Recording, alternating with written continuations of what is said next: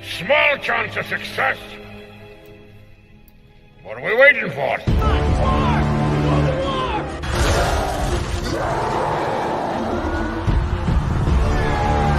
Fellas, I feel this is my lucky day.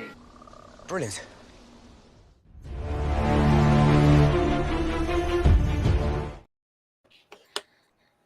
Hey, and welcome to another episode of Rankum. We're doing another franchise rank because why not? And Spider-Verse just came out. I was like, it's perfect time to do it. But the way the franchise ranks works is instead of nominating, because there's only about 13 Spider-Man movies, so it's like ones that are easily going to be knocked out at the end. The way we do it is we each go around and vote on what movie we want bet positions. Like I've just have checks, so I think it's 13. So positions 13 and so on. And just so you know, like we are including the Venom and Morbius things because they are connected to the Spider-Man mythos. But get into this panel first because I should have done that earlier before I did all this. But Jacob here's. Jacob, how's it going? It's going well. Thank you for having me. We've got Soda here. Soda, how's it going? Flip. Let's do this. This is going to be a lot of fun. We've also got Noah here. Noah, how's it going? Fantastic. Aaron, how's it going? Good. Awesome to be here, man. Yeah. So I think it's obvious what's probably going to end up at 13, but we're going to just vote on 4th. Now, let's say, Jacob, what do you have for number 13? Are we writing it down? What you can write it down or say it or whatnot. Either way. It's Morbius. Soda. Morbius. Noah. No Way Home. I'm kidding. It's Morbius. Get the fuck out of here. You guys aren't gonna like me in a couple of minutes. I'll guarantee that for sure. But it's Morbius. Well, they're not gonna like me either, so we'll probably like each other. Sorry, Matt Smith, Morbius. When the best thing about your movie is Jared Leto, something's wrong. Just saying. But we're still going to talk about each movie as we vote on it. So, Jacob, what are your thoughts about Morbius? So I'm actually a lot higher on Morbius than most people because I think I went into it with such low expectations to begin with that I was able to have some bit of fun with it. It's not a good movie, but if you just turn your brain off for 90 minutes, you can find some bit of fun in there. I think Jared Leto, while he doesn't give a great performance, he appears to have a bit of fun. But yeah, it's just is a weird movie. I haven't watched it since that first viewing, and I don't feel compelled to go back and rewatch. So that's why I have it at 13 because I would rewatch the other 12 movies like no problem. Soda, what are your thoughts about Morbius? It's boring, and Jared Leto is not a leading man. Now, what are your thoughts about Morbius? I said one of them, but it's just a CGI mess, and I didn't care at all about it, and I was quite bored, and I couldn't wait for it to end. But I was too stubborn to walk out of the theater. Aaron, what are your thoughts about Morbius? I'd like to give thoughts, but that would mean I feel out about this movie more than the screenplay writers did, so I just don't think that's fair. Hey, that's not a shot at Morbius. That's a shot at the writers. Look at their other work. Come on now. Yeah. Yeah, I mean, I was jokingly going to rewatch this for this, but there's like, I don't hate myself that much. But yeah, I mean, look, it's one that I also went into low expectations, and it still didn't even exceed my low expectations. But yeah, I mean, and look, Michael like when you spoil the post-credit scene in the trailers, it's the movie's probably not going to be good itself. I forgot they did that. Oh my god, that's hilarious. I mean, it's not the only franchise that's done it. Black Adam, I'm looking at you. But moving on to number 12. Soda, what do you have for 12? Spider-Man 3. No, what do you have for 12? I have Venom 2. Aaron, what do you have for 12? The Amazing Spider-Man 2. I've got just Venom. Jake, what do you have for 12? I also have Venom 2. So Venom 2 or Venom Let There Be Carnage will be. Yeah, I just didn't want to write Let There Be Carnage. 2 was. Yeah, that's entirely fair. But so what are your thoughts about Venom Let There Be Carnage? I actually enjoy this more than most. This on my personal list is a little higher. But unfortunately, like the one thing that you could knock it against is these movies feel a little bit out of place in today's superhero market. But like I said, I like it more than most, but I'm fine with it being down here. It's not the most memorable movie. No, what are your thoughts about Venom Let There Be Carnage? I think the first one just does everything way better, and I had a lot more fun during the first one, and that whole breaking up thing that they were doing just didn't really work for me. But it's not a terrible watch. It's not as bad as Morbius. Tom, Jesus Christ. Oh, now I'm fucking blanking on his name. The guy who played Carnage. Hardy. Woody Harrelson. Woody Harrelson. That's what I was thinking about. He was enjoyable as being crazy, but it's not a movie that I feel like I have to watch right now. Aaron, what are your thoughts about Venom Let There Be Carnage? This movie was, I had this ranked at number 9. And honestly, I'll just say what I feel about both of these movies because I kind of feel the exact same way. I like this one slightly more because Woody Harrelson doesn't have that stupid fucking wig on his head. But these movies frustrate me more than I hate them because, like, on paper, when you look at the filmmakers, the writers, you look at the cast, especially adding Naomi Harris, adding Woody Harrelson, adding Stephen Graham, if you took this with an ounce of seriousness and actually tried, you could make a really good, like, dark Venom story. And instead they said, what's our inspiration? I don't know, Daredevil? Like, this is just trying to be a 2000 superhero movie in 2020. What did this come out? 2021. And it doesn't work for me because I don't like most of those movies anyways, as we'll get to in a minute. So yeah, like, I don't hate it. It's not a horribly made film, but it's just incredibly fucking frustrating because all the pieces are there. It's like they just didn't know how to finish the puzzle. Yeah, I mean, I actually like Venom Let There Be Carnage more than the first one. Like, I had more fun.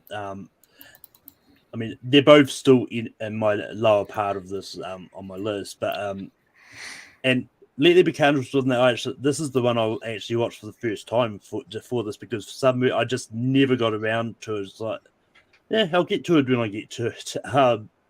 And I just had a lot of fun. Like, but yeah, Jacob, what are your thoughts about Venom Let There Be Carnage? I think it's a good movie. Like 12 through 1, they're all movies that I enjoy or I can find some level of enjoyment in. So even though I have it at 12, I'm not saying it's a bad movie. I think that's just how good the Spider-Man franchise is for me personally. But it is the most, like, besides Morbius, the most recent kind of live action Spider-Man universe movie that we've gotten. And it's just not one that, like Morbius, I don't feel compelled to go back and rewatch where I do these other movies, except for maybe number 11, which we'll get to in a moment. So like rewatchability plays a big factor for me when I'm ranking things. Like, which one am I gonna rewatch first? Which one do I say, oh, I'm definitely gonna go back to that? And then yeah, there's just nothing in Venom Let There Be Carnage that like stood out to me where I'm like, oh, I want to rewatch that. Like, so yeah, no, good performances, but just it's Number 12. But Noah, what do you have at 11? This is where I have Spider-Man 3. Aaron.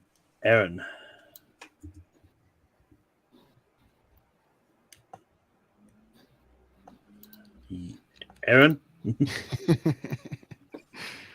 No. The Amazing Spider-Man 2 still. I've still got Venom. Jacob. I also have Venom. And Soda. And I'm staying with Spider-Man 3. So, Aaron, Spider-Man 3 or Venom at 11? Venom. But no, what are your thoughts about the first Venom? It's just a lot of fun. Tom Hardy is just so enjoyable to watch in this, playing both aspects of both Venom and his character. I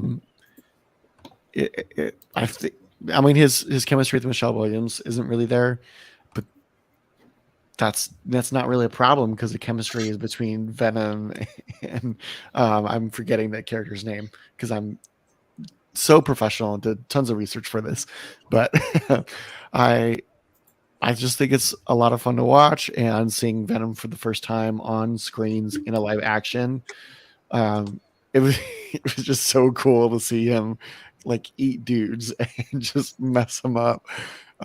So even though it's like it makes me giddy and I laugh a lot when I watch it, I still know it's not a great movie, but there's a lot of enjoyment I get out of it.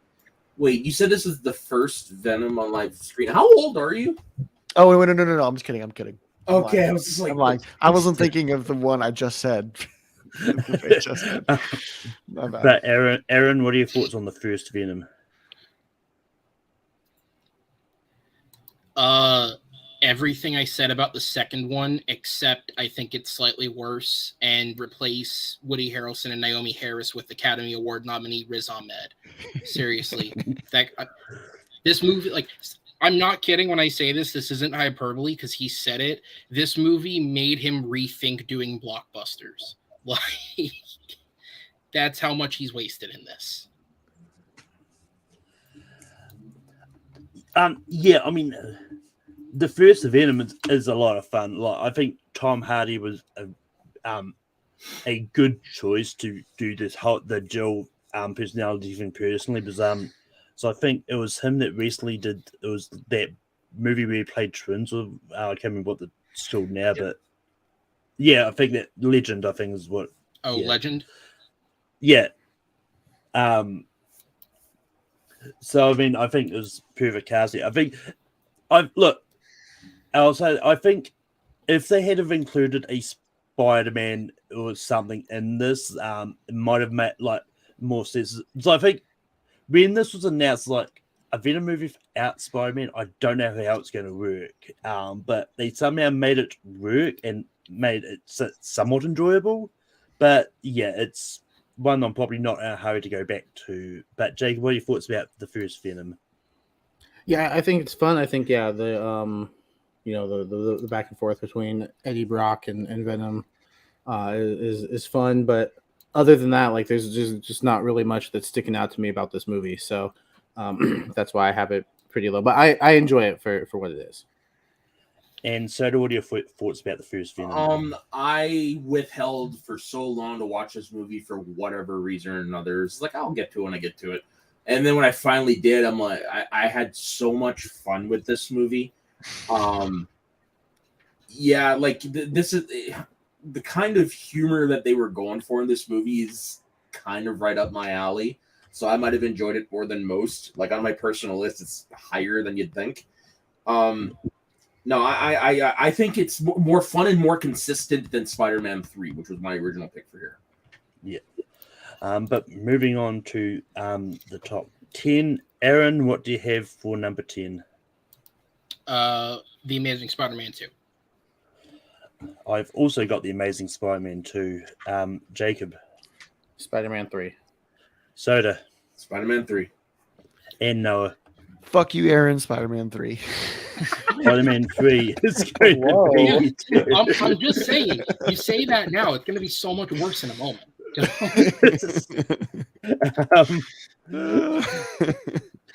But Aaron, what are your thoughts about Spider-Man 3? Spider-Man 3 is a really conflicting film because the things it gets right, I think it does really, really well. But when it gets something wrong, it gets it really, really wrong. I think the story on paper, I think, is actually really solid. The idea of having Harry like physically confront him. I don't even think the amnesia idea is all that bad. It's the way that it's executed where it's done really poorly. Honestly, I think that's a consistent thing throughout this film. I think putting Venom in on paper works. I think that the concept that they like, if you read that outline, I don't think it's a bad outline for a plot. I think the way it's executed is really well done. I don't think Topher Grace gives a bad performance for what he's given to do, but he's wildly miscast in that role.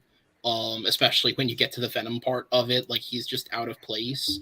And then pretty much everything with Sandman is as beautifully done as they could. I like if it weren't for the fact that Alfred Molina is a more fleshed out character, I think there's an argument that Sandman's the best villain of that trilogy in terms of a character, because it's just so well done. And then like on the vice versa, I don't think Mary Jane is good in any of those films, quite frankly, and she's just as bad here as she is in the rest. So it's a real like coin flip of a movie. The things that it does right, I think you could tell Sam Raimi still really had that passion for this franchise. And then when it gets something wrong, that's the I've mentally checked out, I don't want to do this anymore side. Yeah. I mean, I think part of the reason Venom just seems really out of place here is because the studio's forced Sam Raimi to put some Venom in here. So it's like, I think Sam Raimi's like, right, fuck this. I'm going to get the worst actor possible to play Venom. I'm going to try and just screw up the character of Venom. But whether or not that's true or not, I don't know. I'm just speculating. But yeah, I mean, look, I don't think Spider-Man 3 is a bad movie. Like, I enjoy all the Spider-Man movies with varying degrees. And so there's a lot of redeeming things that I can actually find here. And I mean, I might be the outlier here, but I don't hate the fact they made Peter go all emo when he got the symbiote. I actually thought the corny dancing was actually really fun to watch. But Jacob, what are your thoughts about Spider-Man 3? Yeah, again, I also think this is a good movie, but I think it had potential to be great, and there were just choices made that hindered it. I think there are too many villains. I think you take one of them out, you can kind of bog it down. Take Venom out, but obviously the studio wanted it. But you know what? Screw the studio. Make your own movie. Because I think Sandman is a great villain. Some of the Mary Jane, she's not the greatest in this movie. I'm not gonna say she's bad, but she's not good. But yeah, it's just I prefer my Spider-Man movies with one villain. Unless you do it really well, which they do in movies that we'll talk about later. But yeah, just too many villains that weren't written well enough. Sorry, Malcolm, emo Peter Parker did not do it for me. Soda, what are your thoughts about Spider-Man 3? So I just rewatched this last year. It was the first time I'd seen it in a long time, and it was better than I remembered, but it's still not the best movie because you can tell this is like three movies in one, and it doesn't know which one it wants to be at any given time. There are some great moments. It's funny, but not intentionally funny at parts. I don't know. Traditionally, I've been lower on the Raimi Spider-Man movies than most, personally, but I don't know. I can find way more better things out of other movies than I can this one. And again, it's not that it's like the worst movie I've ever seen. It's just I've seen better. And Noah, what are your thoughts about Spider-Man 3? I don't want to say much because I don't want to spoil things I want to talk about in the future. but this is easily the worst of the trilogy, and that's all I'm going to say. I just want everyone to keep in mind here on the panel and watching that I grew up with this Spider-Man. I grew up with Tobey Maguire, and that's all I'll say for right now. I think it's actually safe to say that most of us did, right? Like, when it first came out, I would have been 13, I think. I think Aaron and I are the youngest people here, and so I yeah, want to clarify. Okay. That we're Yeah, I was gonna not say, that we're- young. I grew up with Tom We're- Holland. I'm only 12, guys. Holy shit! What did puberty do to you, Jacob? You like a son bitch. Have you seen the movie Jack? But moving on to number 9, I've got The Amazing Spider-Man 2. Jacob, what do you have for 9? Also, Amazing Spider-Man 2. Soda. Yeah, Amazing Spider-Man 2 as well. Noah. Yeah, this is gonna be a sweep. Amazing Spider-Man 2. Aaron. Let's talk about Into the Spider. No, I'm kidding. Amazing. I will come through Amazing. the screen right now and fight you. But I don't yeah, know, man. Traffic's died down. You can get here pretty quick. Yeah, that's true. but yeah, and I'll get to kick things off here. I mean, pretty much take everything we just said for Spider-Man 3 again, apply to this too. Like there's a lot of villains in this. Like they were trying to set up the Sinister Six. That is clearly what they were doing, and it just really failed spectacularly. But You could say amazingly.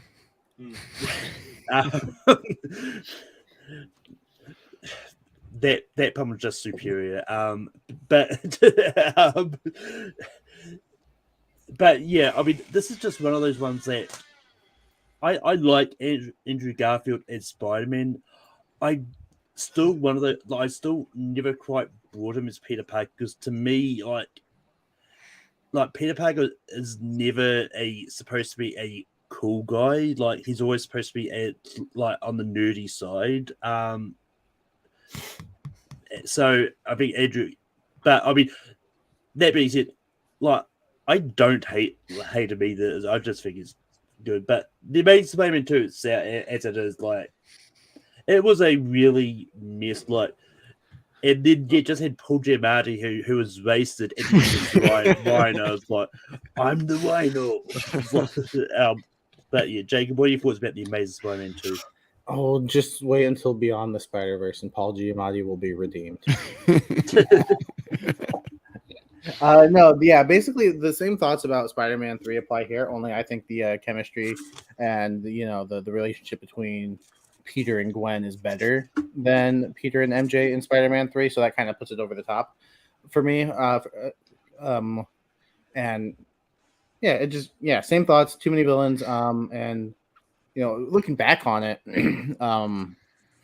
I've been warming up to Electro a little bit more. I still think, at the time I thought he was okay at best, but on rewatches I'm like, yeah, that's pretty cool. I like the effects, and I kind of dig the visuals. But as far as a character, like I'm glad he was redeemed in No Way Home, because if this was the only Electro we got, like, oh. But just that relationship between Gwen and Peter kind of puts it over Spider-Man 3 for me personally. I mean, it helps that they were in a real relationship at the time as well. So what are your thoughts about the Amazing Spider-Man 2? I love everything Peter Parker and Gwen in this movie. I actually legit love that half of the movie. Just unfortunately, the Spider-Man stuff is such a harbinger on it. It weighs it down so much. That's why it's so low on it for me. But I love the chemistry between Emma Stone and Andrew Garfield. Like, you believe that they are in love.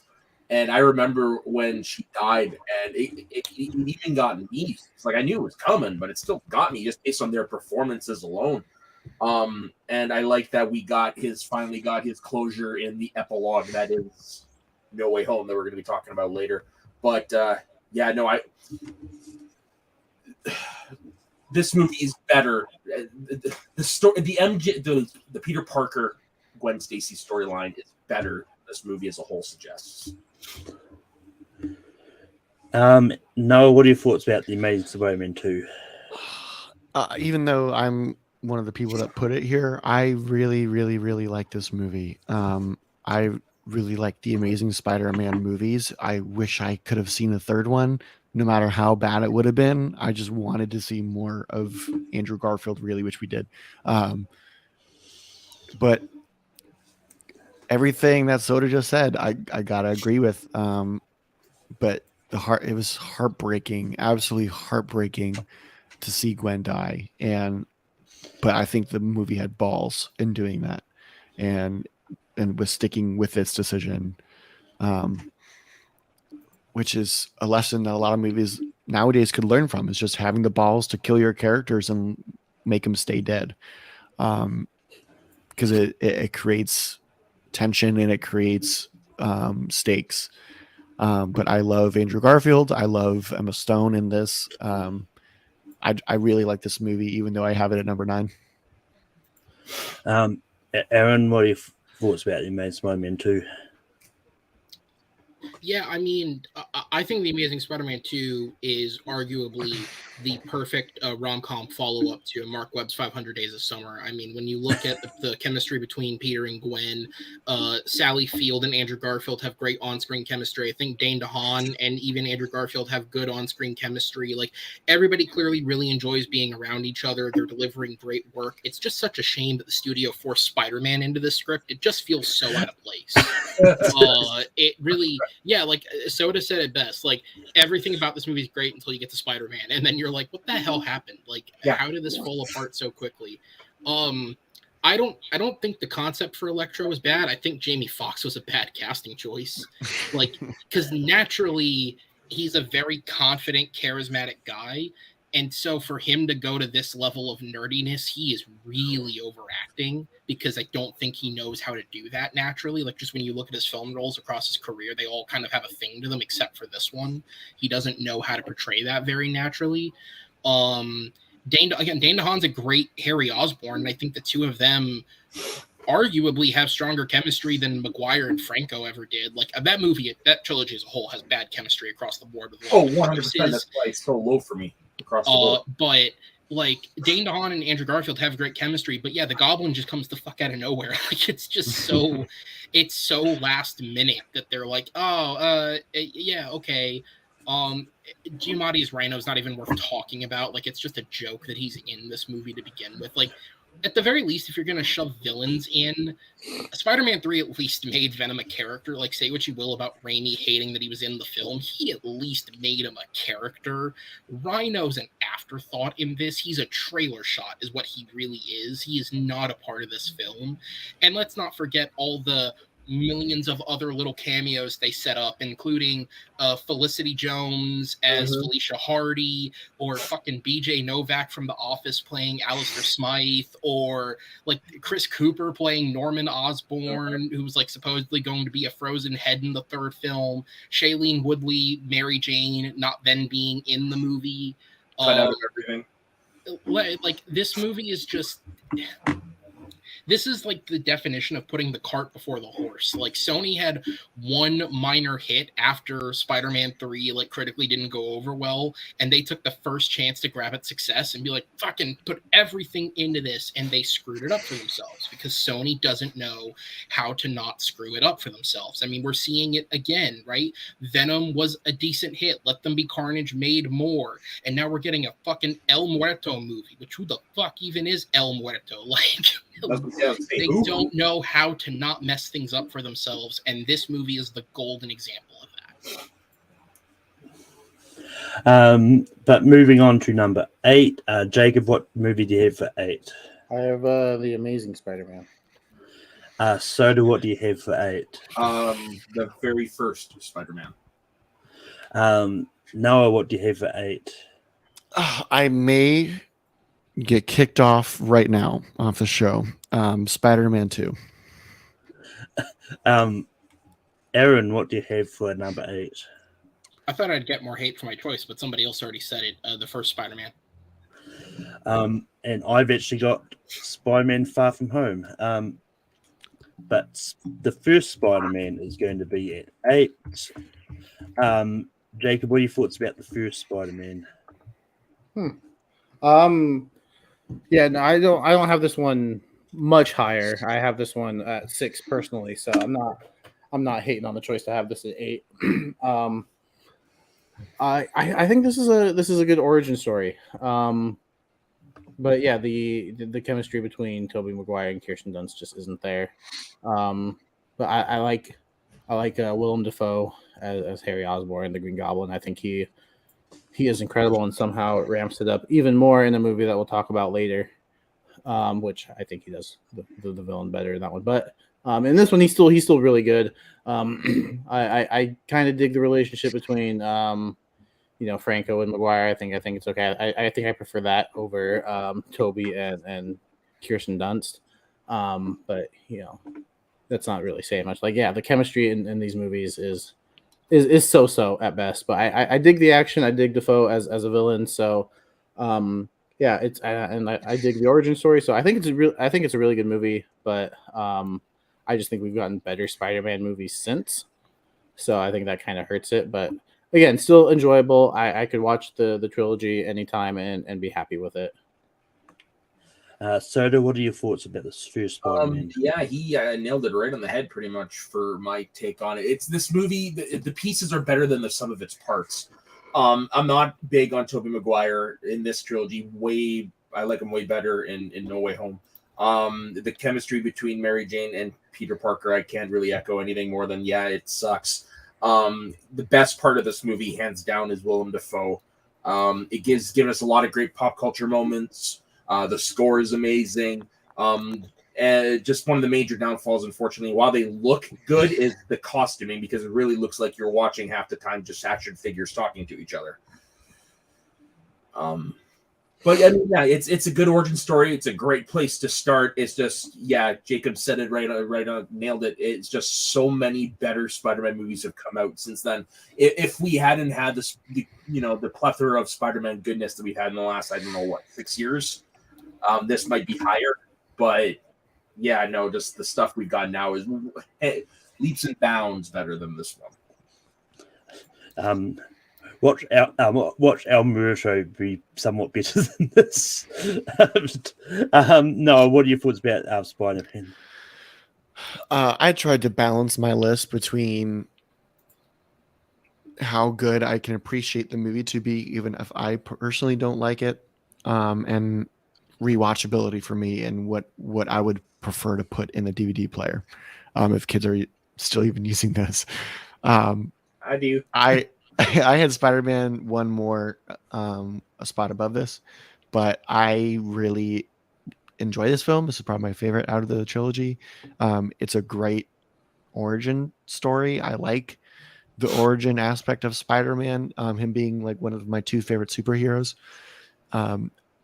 Every kid, I think, when watching this movie, went up to a wall at some point and was like, I wonder if I could climb up a wall. Not to mention just that Mary Jane kiss was just iconic. The MJ kiss was just iconic. I haven't seen it in a while. I should probably pop it in, but I enjoyed this movie. Aaron, what are your thoughts about the first Spider-Man? Okay, see, now here's where the hate factor comes in. I had this at number 10 on my list, and honestly, on any given day, I may even put Venom at 11 above it. I don't like this movie.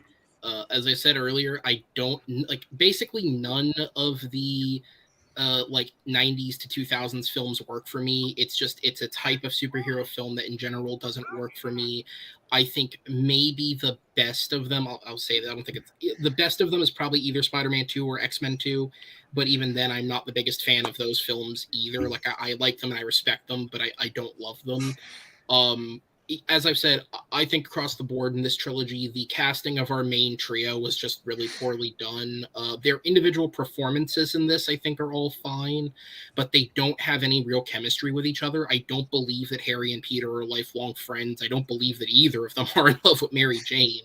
I mean, the most passionate, heat-filled scene between Spider-Man and Mary Jane is the one where he's like drowning because of the mask and she's getting rained on. Like it just, there's like no chemistry between them. I think Willem Dafoe is excellent in No Way Home. I don't think he's good in this movie. I think he is overacting the shit out of this. Because I think he's over. I think when he's being Norman, I think he's perfectly fine. And actually, I think him and Tobey Maguire have good chemistry, like in their dialogue scenes as Norman and Peter. Like there is I do feel the parental relationship between those two, definitely. But when he's playing scared Norman staring in the mirror, I think he's overacting it. I think when he's playing Goblin, like angry Goblin in the mirror, I think he's really overacting it. And then when you bring those two personas together into the Green Goblin, and then you put him in that Power Rangers costume, like it's just like I rewatched this movie a couple years ago when I rewatched all the Spider-Man films to sort of put a list together myself. And I had to actually pause the movie at one point, and it's the scene where he knocks out Spider-Man, and we start with in the Daily Bugle, and he just goes sleep, and it's like, okay, that's too much. And then the next scene is like him in full Power Rangers get up, like leaning against the roof, like, so hey, Spidey, what do you say that we work together and you reveal your identity? And it's just like, geez, this is like and maybe that's part of it. It feels like a Saturday morning cartoon, which I can appreciate will work for some people. And certainly, I should say, it's well made enough that I totally understand why people love it. This isn't a thing of like, I hate it, I don't get how people enjoy this. I totally get it. I do. It just doesn't work for me. Yeah, I mean, I think this shows sort of how each director has different ways of taking on Spider-Man, like because the overacting might not even be like William Dafoe's decision. Like there might have been something in Sam Raimi said, like take what you would normally do and turn it up to 11 or something like that.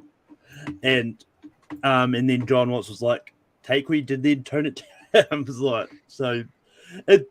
I mean, it's like I've always liked William Dafoe's Green Goblin. Like I think for Green Goblin, I think the overacting actually works in a way. I think that's one of those characters I think needed to be that over the top. But I mean, I actually don't hate the chemistry between Tobey Maguire and Kirsten Dunst. I actually think they do have good chemistry.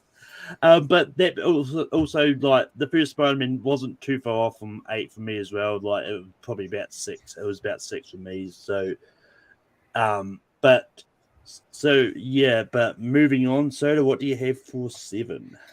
So I'm gonna have the first Amazing Spider-Man. Noah, what do you have for 7? Spider-Man 2. Aaron, what do you want for 7? So before I say it, I'll say for anyone who cares at home in terms of my actual rankings, number 8, I gave a 6.5. My number 7, I gave an 8.5. From here on, I think all of these movies are really good, and there's a large quality gap between 7 and 8. That said, Spider-Man 2. I've got Spider-Man Far From Home still. Jacob. The first Amazing Spider-Man. So I've got 2 for Spider-Man, 2 for the Amazing Spider-Man, which means it's me as the tiebreaker, and it is going to be the first Amazing Spider-Man.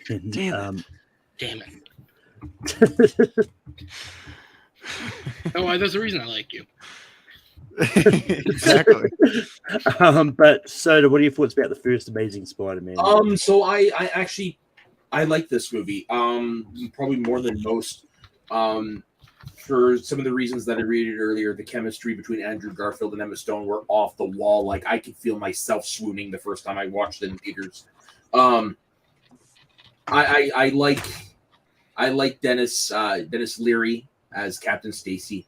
I really liked the stakes in that sub that I guess, is it the subplot or is it the main plot? Whatever. I like. Yeah, I liked all that. Don't get me wrong. There's a few things where it's like really like the stuff with the crane. I'm like, okay, it's a little much. And the use of Coldplay was a little weird.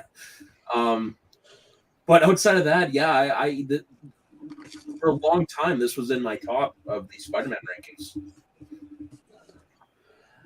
Noah, what are your thoughts about the first Amazing Spider-Man? I don't really. I can see where people are coming from, but I don't agree with the statement that Peter shouldn't be this cool character. I want to add on to that real quick. Like somebody brought that up, and it did trigger. Yeah. If anyone ever here watched the 1990s Spider-Man cartoon, he was not a nerd in that either. If anybody remembers, he was a fucking jock. So, sorry. Yeah, no, you're right. I think it adds to his character because he already has that kind of like athletic. Even though he skateboards, he has that athletic kind of side to him. But you also see the smart side when he just through school, his banter with Gwen. I really enjoy this film. I like how they didn't. It was kind of like a Spider-Man, like a Spider-Man 1, but they had a different villain and a villain I thought was interesting. In the way, I mean, the CGI is kind of dated, but I thought it looked cool. The character design looked cool. I really like the Spider-Man outfit, and I like the kind of underlaying mystery that they're putting with his parents, that they discuss in the second movie that we didn't even talk about. But I really enjoyed this movie. I enjoyed it a lot more than the original Raimi films. So I had it number 5, by the way. Yeah. Nobody brings up, also it hasn't been brought up yet, Martin Sheen as Uncle Ben. I thought was really good in this movie. Yes. I do like the casting choice of Uncle Ben and Aunt May in here. Aaron, what are your thoughts about the Amazing Spider-Man? Yeah, I also, this is also on my personal list. This is my number 5. And of all the live action films, even though there's 2 that I actually would rate higher in terms of quality, this is the one I've actually seen the most. This is the one that I think I enjoy the most out of all of them. It is just the first, like it is just Raimi's first film. Like it's basically the same script outline, change a couple details, add a subplot. Like it very much is. But that said, I do think it's really, really well written. I think again, like weird screenwriting choices when you think about it, but that you have like James Vanderbilt who wrote Zodiac, and then Steve Kloves who wrote the Harry Potter films, which on paper is a weird choice to write a Spider-Man movie, but I think they work well together, and I think that it adds things like that air of mystery and the world building and all of that. It works much more naturally in this than it does in the sequels. And they're not forcing it in this. I think the performances are top notch. This has some of the best performances from Spider-Man films, from Martin Sheen, Andrew Garfield, Emma Stone, Sally Field, Dennis Leary. Like across the board, everyone's really good. Who plays the doctor? Reese Evans. Thank you. I don't know why I forgot his name. Yeah, he's also really, really good. I've always actually, considering I spent a lot of time shitting on the 2 films, I do think that Dylan Baker in that first trilogy is one of the strongest parts of that trilogy. He's good in both films, and I always felt bad for him as an actor that he never got to deliver that promise that was given to him of you'll get to be the Lizard one day. It's very what's his face? Billy D. Williams. Yeah, but I think Reese, again, pulling from what they had in front of them and just reusing it to make a reboot. I think Reese Evans is a good substitution. If anything, it's just a little rushed because it's the first film. But in terms of the Peter being a nerd discussion, I don't think Peter's characterization is the problem with that, because I think he is a nerd. He's just a modern nerd. And again, kind of Spider-Man, like the MCU Spider-Man sort of updated that even further, where it's like Peter is still a nerd, just a more modern version of a nerd, the same way that Flash is still a bully, just a more modern version of a bully in that film. The problem is, as much as I think he puts in a good performance, and they have one of the best scenes in the movie together where Flash actually sort of tries to apologize to him and relate to him. I think that's one of the best small moments. I don't think Chris Zelka was a good choice to play Flash, because Andrew Garfield does look cooler than him, and he does look like he could probably beat him up specifically. And that's the problem, is the person you've picked to be, I don't think it's that Garfield is the problem. It's that the person that you've picked to be the physical intimidation looks like he would get beat up in high school by Garfield. That's why Joe Manganiello was the better choice. Right. Like, and so that, I think that's where people sort of create that issue from, because the problem is Peter's the kid that's getting shoved up against the lockers in this. And it's like, dude, you're like a good 6 inches taller than him. You're better looking. So I don't know how he's getting the girls, and you're like, it very much is a thing of like, I think it's the Flash casting is the issue. That said, the small performance he has is very good. Yeah, I just think like this, like again, the second Amazing Spider-Man to me is the personification of Sony not being able to build a franchise ever, and this is the most wasted potential I think any of these films have ever had because it is so good. Yeah. Yeah. One of my favorite DVD covers, also. Like that's gorgeous. Oh yeah, I mean, funny enough, like 7 is the exact spot I've got on my personal list. But yeah, I mean, like this, even though the problems I do have with these, like starting here, I actually really do enjoy the first Amazing Spider-Man a lot. I do think it's a really good movie. And yeah, and I mean, I appreciate the fact they decided, you know what, let's not start with the Green Goblin, because let's build up to it. And I mean, it's one of those ones like for the Cat Lizard. I don't think they needed to be like. I think him being a first villain, I think works because I think he's not one of those villains that you need to sort of build up a relationship too much. But I think for the Green Goblin, I think you need to have like enough of Peter's interactions with Norman and that, and then maybe do like Green Goblin, like what they did in the sequel, and that build up to Green Goblin, rather than try to do him in the first movie. But yeah, I think it's a lot of fun. So, Jacob, what do you have to say about the Amazing Spider-Man? Yeah, this was again. I had this at 8, so it's not far off. But yeah, again, all these movies I've enjoyed for the most part. This one, it's like it's basically just a rewriting of the first Spider-Man movie. Just for me, I think I prefer Willem Dafoe's villain over Lizard for me personally. So that's why I kind of have those two flip flops. But I can understand why people would flip flop the other way.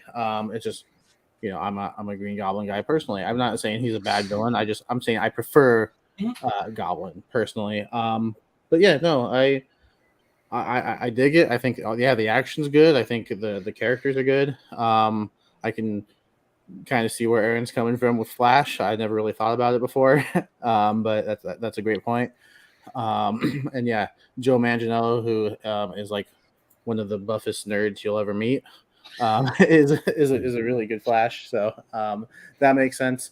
A lot more sense than Tony Revolori, although I understand why you get someone small for. Well, yeah, in the context of how Aaron dissected it, it fits. Yeah. I feel like if you took like the physical performance that Manganiello gave and the character they gave to Flash in this movie, that's like the perfect or a version of a perfect adaptation of that character. Kind of like what happened with the Peter Parkers in these. A lot of people would say one franchise nailed one element of it, another nailed the other. Yeah, and the first Spider-Man has Macho Man, so that kind of gives it the edge as well. Okay, let's just make Macho Man the next Flash. We'll bring him back from the dead. That. No, get Batista to be the next Flash. But no, what do you have for number 6? I think you all know it's still Spider-Man 2. Aaron? Same, Spider-Man 2. I'm sticking with Spider-Man Far From Home. Jacob, what do you have for 6? I'm going Far From Home. Soda, what do you have for 6? You two are horrible people. Spider-Man 2. Yeah.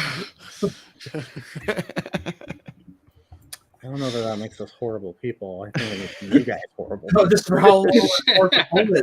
I'm curious to see your reasoning. I really am, because on my personal list, it's pretty high. But Noah, what are your thoughts on Spider-Man 2? I think this movie is extremely overrated. Everyone puts it up there at maybe number 2, maybe number 3 of all-time Spider-Man movies. I don't see it. I've seen this multiple times. The train sequence and the end fight at that shed is all I can remember from this movie. And I don't even think that train sequence is all that it lives up to and all everyone claims it is. I I really don't see what everyone loves about this movie. I don't hate it, but I just don't like it. And I would much rather watch the first Spider-Man. I would much rather watch Amazing Spider-Man 2. Even though I had that lower than Spider-Man 2. Because again, I was trying to balance the ratings and what I can appreciate from the film, but also just if I had the DVDs in front of me, which would I put in. But I think it's very overrated, and it's all right. It's all right. Aaron, what are your thoughts about Spider-Man 2? I think for me, the thing that puts this so far over the other two is the fact that of a franchise that's got like 5 or 6 villains total across the board, Alfred Molina is easily the best of them. I think he's the best fleshed out character. I think he gives the best performance. I think multiple times they attempt to do the sympathetic villain angle. I think he's the one that nails it the best in terms of his backstory and why he even becomes a villain, because he's not even really a villain of his own accord. He's a villain because he basically got possessed. Like, that's the best way to put it. He got possessed by he is Cyberdyne. He got possessed by AI. It's not insane if 3 of the 5 panelists, that's majority right there. Dentists would buy our toothpaste. We have so many. No, that's 9 out of 10. I have to recommend that. We're not here to do math. I live in Florida. They buy the 3 out of 5. With that said, though, I think, and again, like all the elements that I shit on the other 2 films in this entry, I think you get the best of them here. I think this is Maguire's best performance. I still don't think Kirsten Dunst is great in this, but I think it's her best performance. I think it's the best written version of that character. I think this is Franco's best performance because he's given more to do, but he's not yet a full-on stoner, so he's also present in the film. Seriously, that's an issue. Like, play a drinking game with that 3rd film of how many times is Franco high on screen, because it's a lot. So he's more present here. I think the Willem Dafoe, like it's much smaller in this film than it is in the 3rd film, but using him as like the man in the mirror thing again, I think it works even better here than it did in the first Spider-Man. It's my least favorite of all the Spider-Man movies that I think are really, really good, but I respect the hell out of it because I think this is, and I'm going to go as far as to say overall, I think it's one of Raimi's best made films. Like in terms of the quality of filmmaking he put into this, I think it's really, really well made. So I am one of those people that had put Spider-Man 2 in my top 3 Spider-Man movies. But it's because no, look. I respect Malcolm too much. I'm not going to do that. I respect everyone's opinions. Like, even though I may think they're crazy, but everyone's got their own reasons for ranking things the way they do. But look, I think Spider-Man 2 is a really great movie, and a lot of that is on Alfred Molina as Doc Ock. Because I think the arc he goes through this, I think really works, and I think it gets further added on when we get to No Way Home. But I just think like Peter and Albert had a really great sort of chemistry throughout the movie, and I think just the whole redemption at the end and all that, I think it actually works for the character. And I think it's just one of those ones that I'll go back to. Like, Jacob, what are your thoughts about Spider-Man 2? Yeah, I love this movie. I don't have it quite in the top 3. I have it at number 4, just outside that top 3. But I think this movie is incredible. I think, like Aaron said, probably one of the best made movies. Yeah, that I think that train sequence does hold up today. I could go back and just watch that scene alone and be highly entertained. I think it's a really great sequence, thrilling. Alfred Molina as Doc Ock, I think, is one of the best villains, not just in Spider-Man movies, but in comic book movies for me personally. Because he is a villain who didn't want to be a villain, but he was kind of forced to become a villain. And I think he does that Venom thing that Tom Hardy's trying to do in Venom just a little bit better. It's not as funny because obviously he's a villain. It's not meant to be funny, but kind of getting those facial cues with when he's talking to the arms, like I think Alfred Molina just gives such a good performance, and he might be. I'd have to think about it. I haven't like ranked the villains, but like off the top of my head, like he's arguably top 3. And I think there's a case to be made for number 1, for Alfred Molina. But yeah, and then just everything else around it, like good action. Yeah, Toby, I think he's given his best performance in the trilogy. I'm not going to say the franchise, but I will say the trilogy. And yeah, I love this movie. I've gone back to it several times, and again, when I'm ranking things, rewatchability does play a factor as well. And so, like, just because I can rewatch this, and 20 years later, I think it holds up. Like that. That's also playing into my decision to rank it a little bit higher than some of these other movies.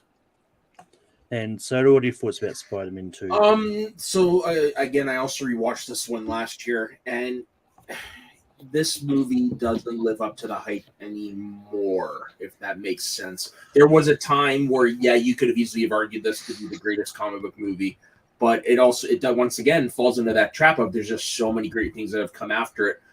There are some things in here that still don't hold up. I still say Mary Jane and Peter Parker are not the best. But Alfred Molina here, this is the man that makes the movie. Everything everyone has good to say about this movie. Generally, Alfred Molina is like number 1, and I do echo those sentiments. It is I'm with whoever said it earlier. This is my least favorite of the best ones, but it's not because it's not a good movie. It's just there's better things that came after it. Yeah. But moving on to number 5, and we've got the MCU and the Spider-Verse movies left. Aaron, what do you have at 5? Spider-Man Far From Home. Spider-Man Far From Home. Jacob. Far From Home. Soda. Homecoming. Noah. Spider-Man Homecoming. But Spider-Man Far From Home is going to be at 5. Aaron, what are your thoughts about Far From Home? I do think Far From Home is probably the weakest of these 3 films, but that's not by much. I think it's still a really good film. Really, the praises I would give this film are the same praises I'm going to give to the other 2 films, so I'll save that. What denigrates it for me as the worst of these 3 is, in this movie specifically, I think the Peter MJ thing comes off as very forced. As actors, they have good chemistry, obviously, because like all the others, they're dating in real life. But in terms of like going from the first film where she's just a girl they hang out with to now all of a sudden, with all this time having happened off screen and you not seeing any of it, he is like in love with her to the point where he wants to make a big proclamation while on vacation in Europe. Like, to me, it just didn't work. I thought it felt very forced.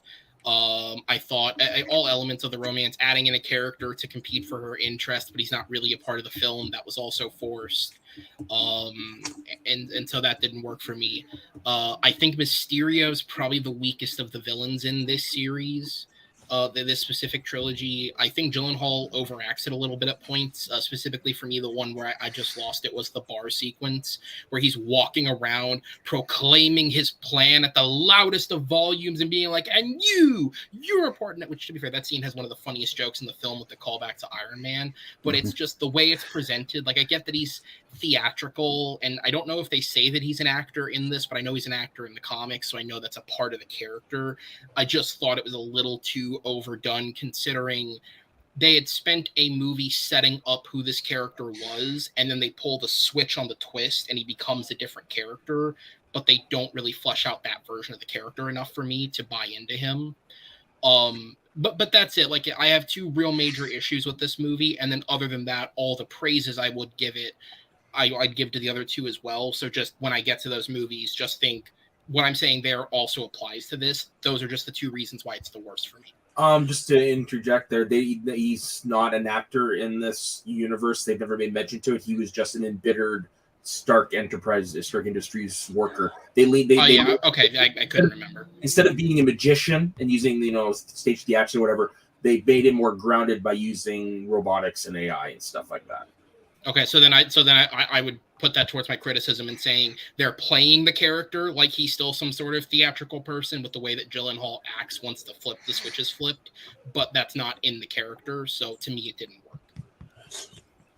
Well, I mean, I don't think it was even here. I don't think it was ever an actor in the comics. So I think it was more of a special effects designer. Like he was on like a stage. Yeah. Which is, you know what I mean? I'm not I don't know the comics like that. I just No, that's fair.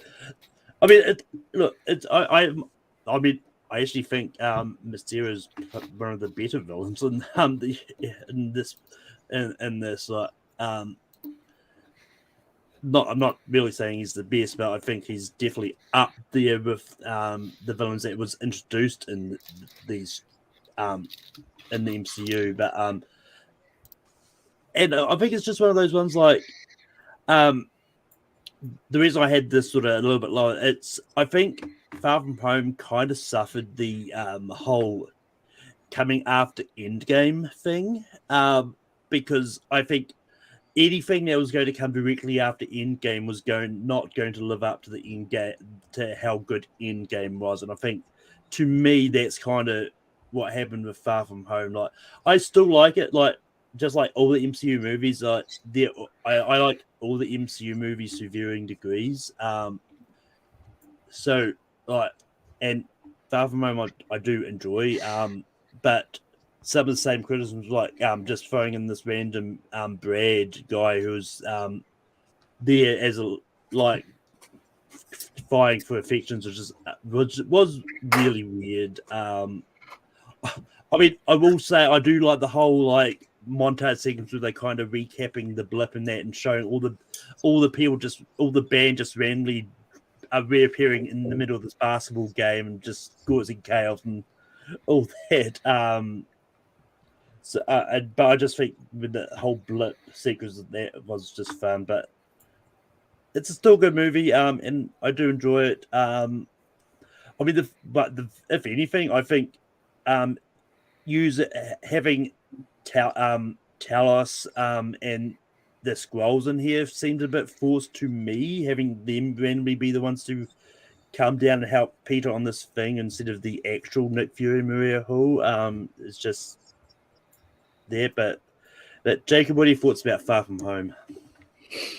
I think this is a really good movie. Yeah, the top five. I love all these movies, and there's really, nothing bad that I have to say about them. But just when making a list, you got to make decisions, right? And I think the more I've heard, the more I agree is and it's nitpicky at this point, but I feel like you have to be. When did Tony Stark find the time to leave those glasses to Peter Parker, who had been blipped up until his death? Like when did he find the time, and why did he think leaving those to a high school kid would be a good idea? So like it's very nitpicky, because I think these movies are all excellent, and so it's like, well, I mean, like that's my only nitpick. Like, you have a good movie. I think Mysterio is a good villain. As somebody who doesn't read comics, like I appreciated the twist. I appreciated that. You could see it coming, but I think they did it really well. I love the vacation aspect, the trip. I like the back and forth between MJ and Peter. I like Ned. I think he's a lot of fun in this movie. The JB Smoove, he's all right. The teachers, they're cool. But yeah, like there's really nothing bad that I have to say about this movie as to why I have this over Homecoming or this behind Homecoming. It's like it's nitpicky at this point. I have to find like reasons why I would put one over the other. And yeah, it's like, when did Tony Stark leave those glasses? Like, did he know he was going to come back? Did he always have faith that Peter would be back? Or like, and those questions are never really answered. I mean, the other thing is like, even with Tony Stark leaving the glasses, how did Nick Fury end up getting them in the end? Nick Fury has his ways. Never question Nick Fury. but so, what are your thoughts about Far From Home? So on my personal list, this is my second favorite. I love all the teenager stuff. I love Ned and what's her face having the relationship that lasts the entire duration. The Night Monkey stuff cracks me up every time. Hey, it's Night Monkey, I like the relationship that Mysterio and Peter have in this, because this is a man who just lost his mentor and in a state of grief is trying to latch on to the next best thing, and he feels like he's got that in Mysterio. I love that. I like the added twist that it's not really Nick Fury. I don't know. There's just so many things about this movie that I really enjoy. For me, the MCU Spider-Man stuff just knocked it out of the park. It checks off all the boxes of what I want in a superhero movie. Yeah, this one for a long time was my number one until my actual number one came out. No, what do you thought about Far From Home? I hate that you stole exactly what I was going to say. Well, a part of it that he lost his mentor. He lost Tony Stark, and he latched onto the closest thing. But I'm going to lead a little more into that. At the end of the first Homecoming, I feel like he is more confident and stable in himself as Spider-Man, with the guidance of Tony. Tony's still there. Tony's still guiding him, but he's confident that he can make these small level decisions to do what's right. And now in Far From Home, he's lost his mentor, and he doesn't know what he's doing. He doesn't know what he's supposed to do. And having this adult who seems to be this good person who knows what he's doing, I love that Peter just latches onto them. But the lesson he learns from that, it's a hard lesson he learns, but he learns to trust in himself again, to make even bigger decisions. And again, it's the Uncle Ben quote, great power comes with great responsibility. I feel like he really takes that in stride in this movie. And you see him start to become this better Spider-Man that we saw in Homecoming. So I love this movie. I love the comedy in it. All those things with the kids on the morning show crack me up every single time. I think the teachers are funnier in Homecoming, but they're still pretty funny. I like the action too and Peter's suit. So that's all I'll say. I mean, we'll get to it when we get to it, but I actually think the teachers are funnier in No Way Home, personally. But and then that's it. Goes to the theme of the picks that are coming up. It's all subjective because any one of these could be at the top of anyone's list. Like, there's too many good Spider-Man movies. But yeah, moving on to 4, I've got Spider-Man: Homecoming. Jacob, what do you have? Homecoming. Yeah, Homecoming as well. Noah. Homecoming. Aaron. I actually would have put No Way Home, but Homecoming's fair. But I'm gonna go first for this one. Yeah, I mean, look, I enjoy Homecoming. I will stand by it because I personally think Tom Holland is the best combination of Spider-Man and Peter Parker that we've had. He's still not quite that typical geek, but as Aaron sort of put out, modern, kind of updated with a modern geek. But I think it's one of those ones with Tony Revolori's Flash. I can believe that Flash is getting all the girls them over Peter. Look, and I think with what they set up in the MCU with having Spider-Man being a protege of Tony Stark and all that, I think it works in this. I know there's a lot of criticism, but Spider-Man's supposed to be this broke kid and all that, down on his luck. This whole trilogy is to set up to get Spider-Man to that point. When you think about it, I don't think Spider-Man always needs to be always broke, because I think in the comics recently, I think Spider-Man, Peter Parker, is a tech genius in that. I think at one point in the comics, and shit. Like Spider-Man isn't just one thing. Oh yeah, and so I think having him be paired up with Iron Man is just perfect in this because it just makes sense storyline wise for Peter getting this Stark internship and all that. And I think Michael Keaton is great as the Vulture. I think he's definitely one of those villains that I think really works, and I think is just menacing. I kind of wish we got him in No Way Home, but for reasons he was in other universes. But Jacob, what are your thoughts about Spider-Man: Homecoming? I really enjoy this movie. I think this movie is just a lot of fun. Yeah, Tom Holland, I think, like you said, is the best of both worlds. It's funny. I think Tobey Maguire might be like the best at doing Peter Parker, and then Andrew Garfield might be the best at doing like Spider-Man. But he blends both of them like perfectly. But yeah, Michael Keaton is a great villain. I don't like the Iron Man Jr. criticism. I think I think the story works. I will say though, for a school that's supposed to be full of geniuses, they can't figure out.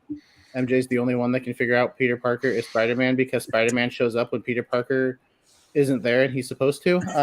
It's whatever. I mean, you want a school decathlon though. Good for you. It's always one of those things. Like it doesn't affect my enjoyment of the film. It's just always something I've thought about.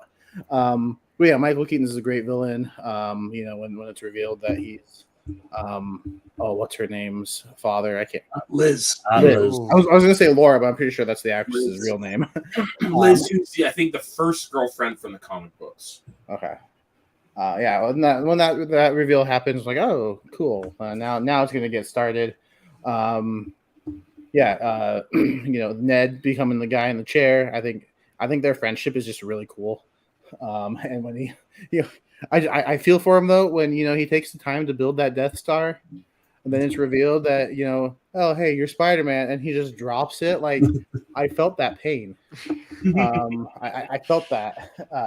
I just think there's a lot of fun moments, a lot of cool moments. A great villain who I would put in that top 3 with Alfred Molina and maybe Willem Dafoe for me personally. So yeah, again, not really many bad things to say about this movie. It's just, again, when you're ranking things, you just got to nitpick. And yeah, I prefer Vulture over Mysterio personally, and I just think there's more fun to be had in this movie for myself. So yeah, great movie. So what are your thoughts about Spider-Man: Homecoming? Yeah, once again, he nails it on the head. This is a great stepping stone. This is one of the better trilogies right now, and this is one of the better first movies in a trilogy. The scene where we find out that Michael Keaton is Liz's father, and we find out at the same time as Peter, and they're in the car, is legit one of the more off-putting, in a good way, scenes in the movie. That's Michael Keaton was such a great choice for the Vulture. I like the stuff they did with Iron Man and Spider-Man, where it's like Iron Man gave him this opportunity to go to Germany to help him out. It's gone to his head. He's trying to be more than he is right now. And he's learning these lessons the hard way. And it's like, I do like what he says. It's hard. Is it in this? Never mind. My favorite line is actually from Infinity War. I was going to say it's when he says, it's hard to be a friendly neighborhood Spider-Man when there's no neighborhood. That's but no, overall, I really enjoy this movie. You're right. It's down to nitpicking at this point, and it's like, where are we going to put a movie? Yeah, this is another one where it's like you could easily argue it for number 1. You could easily argue it for number 5. No, what are your thoughts on Spider-Man: Homecoming? This is one of my favorite line readings in all of the MCU, let alone the Spider-Man. It's when that the teacher is giving the interview after the DC excursion that happened, and he's like, I can't lose another a student, and then just gets somber. He's like, not again. And I like every time I watch it, it's just hilarious. And it never gets old. And I think it's just done so well. Again, everyone's said it already, but the Vulture reveal, Michael Keaton being insanely intimidating and scary. Because throughout the whole movie, he's just kind of like a bad guy. Like he's doing this for his kid, but you don't really feel any fear towards him. But in that one, like I think everyone just gets scared of Michael Keaton. And even though he's like this 50, 60-year-old dude, he could beat your ass. He's Batman. Exactly. But there's a moment in here that everyone always forgets that I think is pivotal for Spider-Man's character is when he goes to confront Vulture in his lair, in his raggedy Spider-Man costume, and Vulture breaks all the support beams and everything, and the whole thing just crashes down on him. And he's crying, and he's having this moment where he's just trying to push up, and he feels like he can't, and he breaks down, and then he sees his reflection in the puddle as well as the mask, I think, and he doesn't say Peter Parker, he goes, come on Spider-Man, come on Spider-Man, and it gives me goosebumps. It's such a great moment, as The comic book cover moment. Again, he's becoming Spider-Man, and he's like believing in himself, and he's becoming that character. So I like Spider-Man Homecoming, even though I put Far From Home above it. And that's something that you just said that people forget, is that when it comes to characters like this, I guess people, without realizing it, want them to be who they are already. But that's not who these characters are at this point in their careers. They're learning to be Spider-Man, just like with Man of Steel. That's not technically Superman. He's learning to be Superman, but that's not Superman. That's something that people tend to forget here. Is just when we first meet them, they're not there yet. Mm-hmm. Yeah. Aaron, what are your thoughts about Spider-Man Homecoming? I really enjoy this movie. From an aesthetic perspective, this is the best nailing of high school in these movies. And it's not just the fact that the actors all look at least age appropriate, because it's a problem in both other films where it's like, man, you're doing the CW thing where everyone's a high school student, but like you're all 30. Like, this is weird.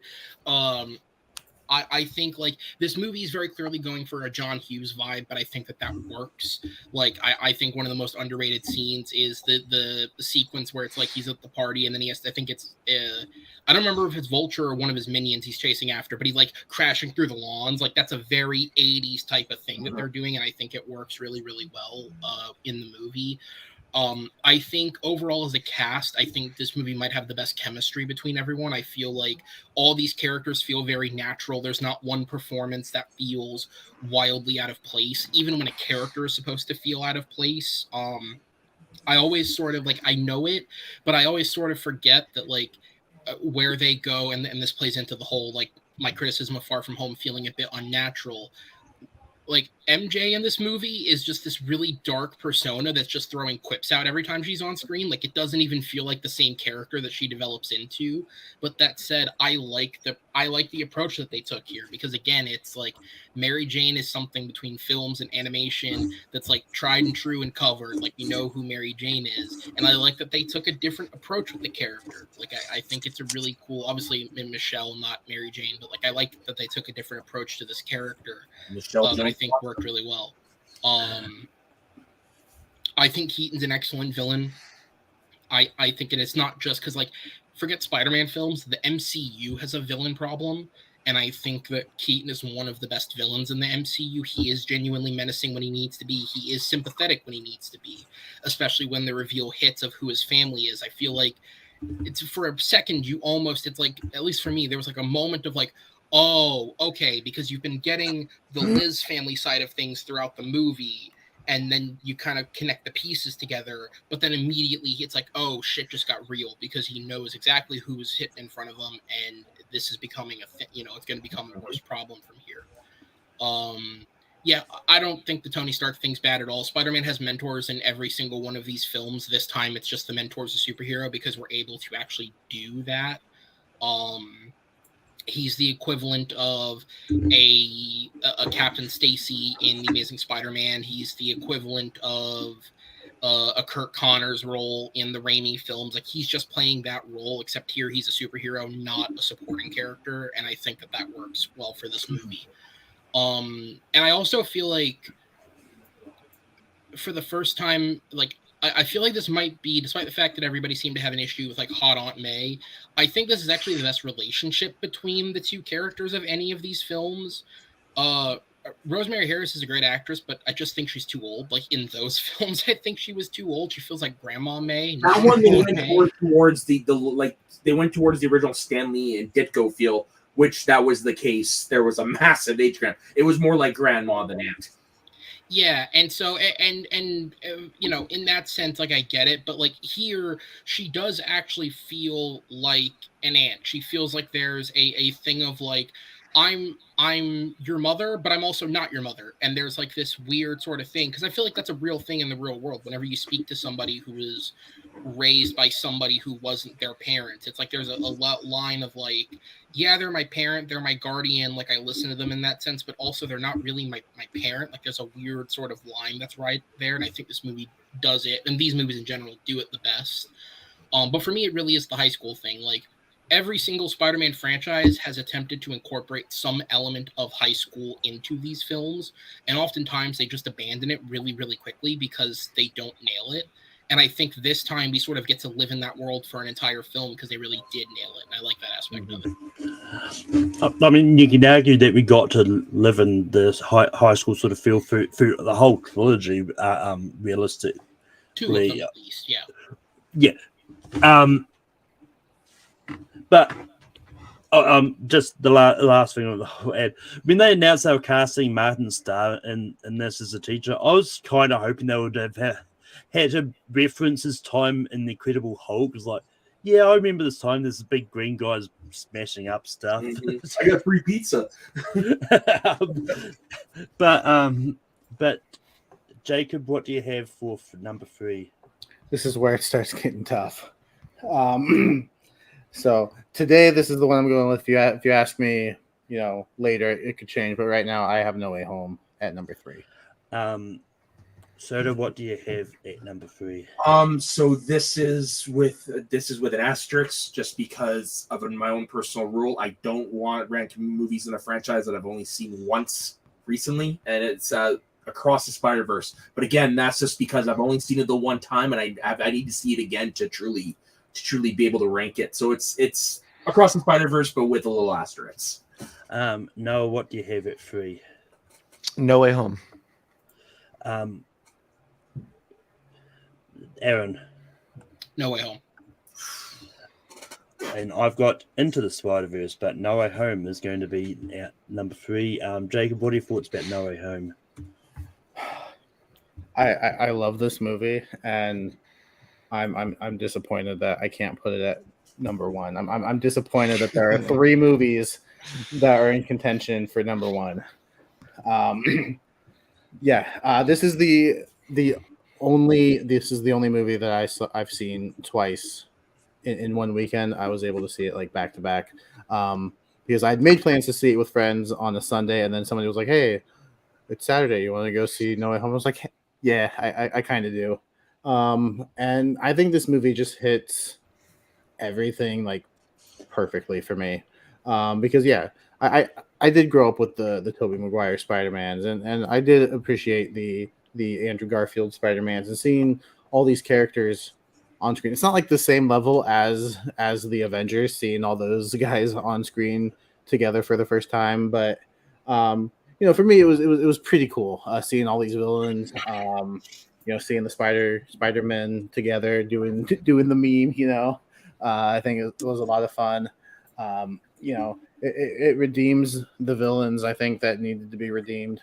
I think Electro is handled a lot better in this movie than in Amazing Spider-Man 2. I love Jamie Foxx's performance. I think he's way better in this one than in because he doesn't have to start off as that nerd. He starts off as Electro, and he can be this cool guy that we've seen Jamie Foxx be before.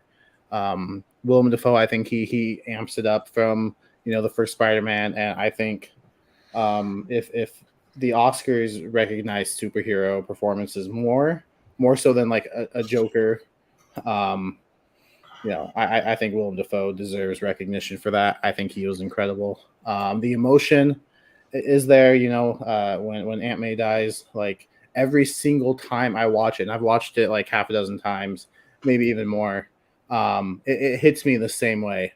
From Peter's reaction to Happy's reaction, seeing that, like it hits me, and then just the emotion that Tom Holland displays on the roof of the school during that conversation with Toby and Andrew, like that might be just one of my favorite scenes, period, in a Marvel movie, maybe in a movie, period. There's just so much about this movie that I love, and yeah, I think this nails it. This used to be, yeah, this has an argument for number one. Again, I'm disappointed that it's not an easy choice, because like I like things to be easy, but the Spider-Verse movies also exist. So great movie. I could go on for hours about this movie and just everything I love about it, but I'll stop now. Soda, what are your thoughts about Spider-Man No Way Home? This is my number one as well. There's not enough good things I can say about this movie. But the thing I love the most, and it goes back to the whole trilogy, is it's always been Uncle Ben, and people were always saying, oh, Uncle Ben, the Uncle Ben stuff happened off screen. That's okay, whatever. Then you get to this movie, and then you realize it's not Uncle Ben, it's Aunt May, and it hits. I say it hits a lot harder than Uncle Ben, because you had the 3 movies to get to know Aunt May, to witness their relationship, to witness how much Peter depended on her, and then to have that completely gone in the midst of all this other chaos that he accidentally caused. It's the ultimate. The road to the highway to heaven is paved with bad intentions.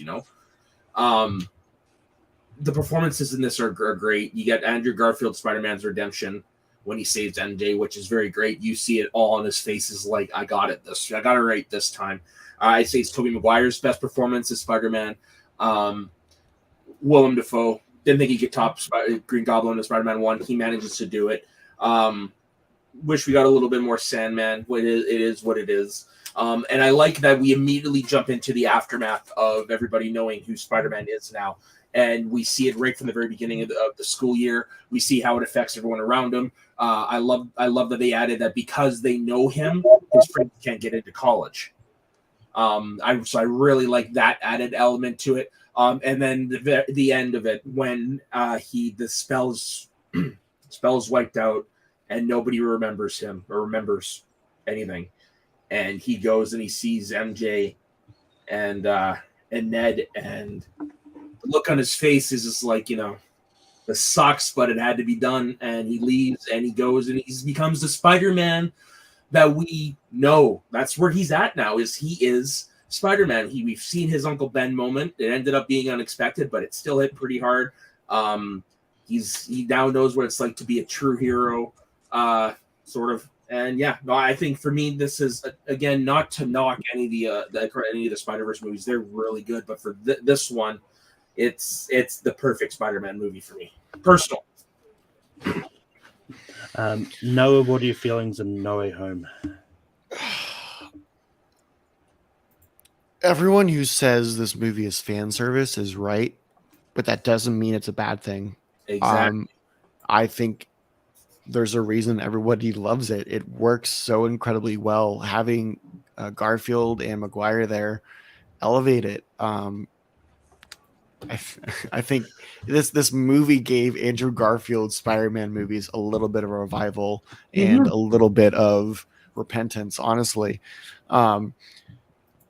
there's so I could go on for so long about this movie. I love it too, but not as much as I love the other two.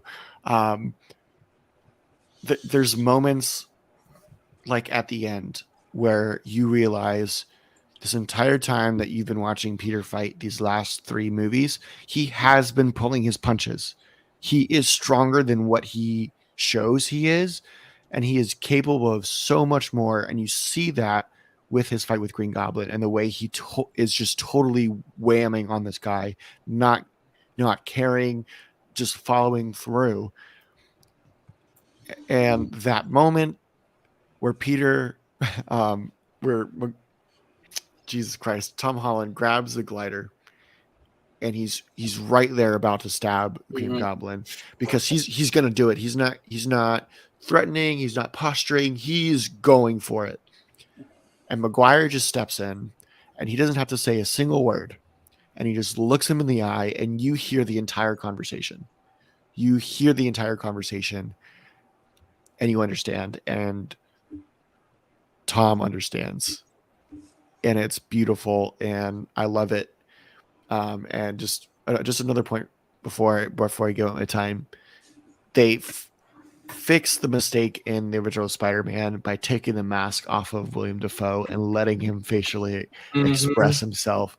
And by God, he's so good in this movie. He is so good in No Way Home. So, but Aaron, what are your thoughts about Spider-Man No Way Home?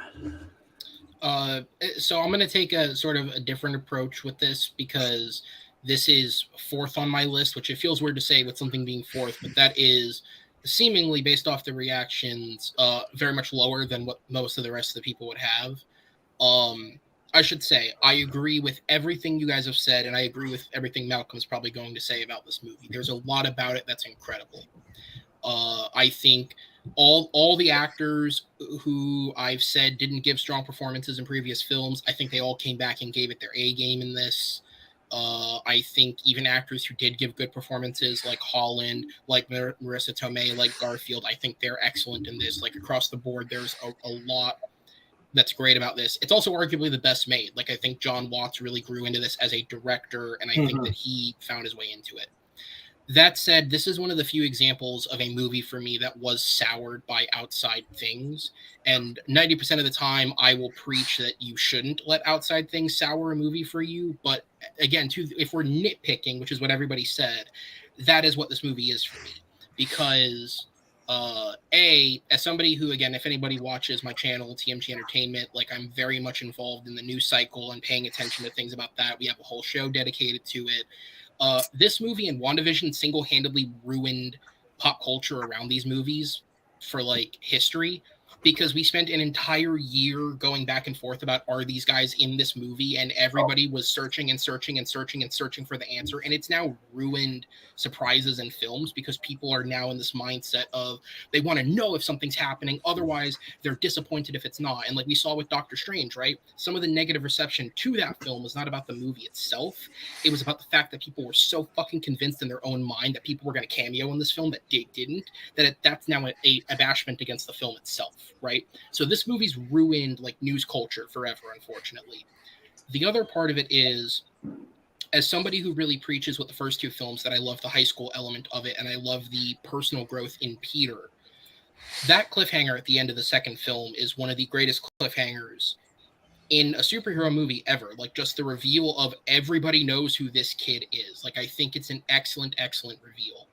And for me personally, I was really excited by the idea that for a third Spider-Man film, we're going somewhere we've never gone before, which is with the public knowing, and how does that affect him, and how does it this, and, you know, and the problem is, and I'm just going to say, because it's my honest opinion, because Into the Spider-Verse was loved by people, they sacrificed what could have been a whole movie of that for 30 minutes of it, just to then get to, let's bring characters from old films in, and let's bring different villains in, and let's do something with it. And now that said, this movie is fan service, and as fan service, it's incredibly well constructed fan service, right? Like I think this is fan service with a purpose. This is not just throwing characters in for the sake of throwing them in.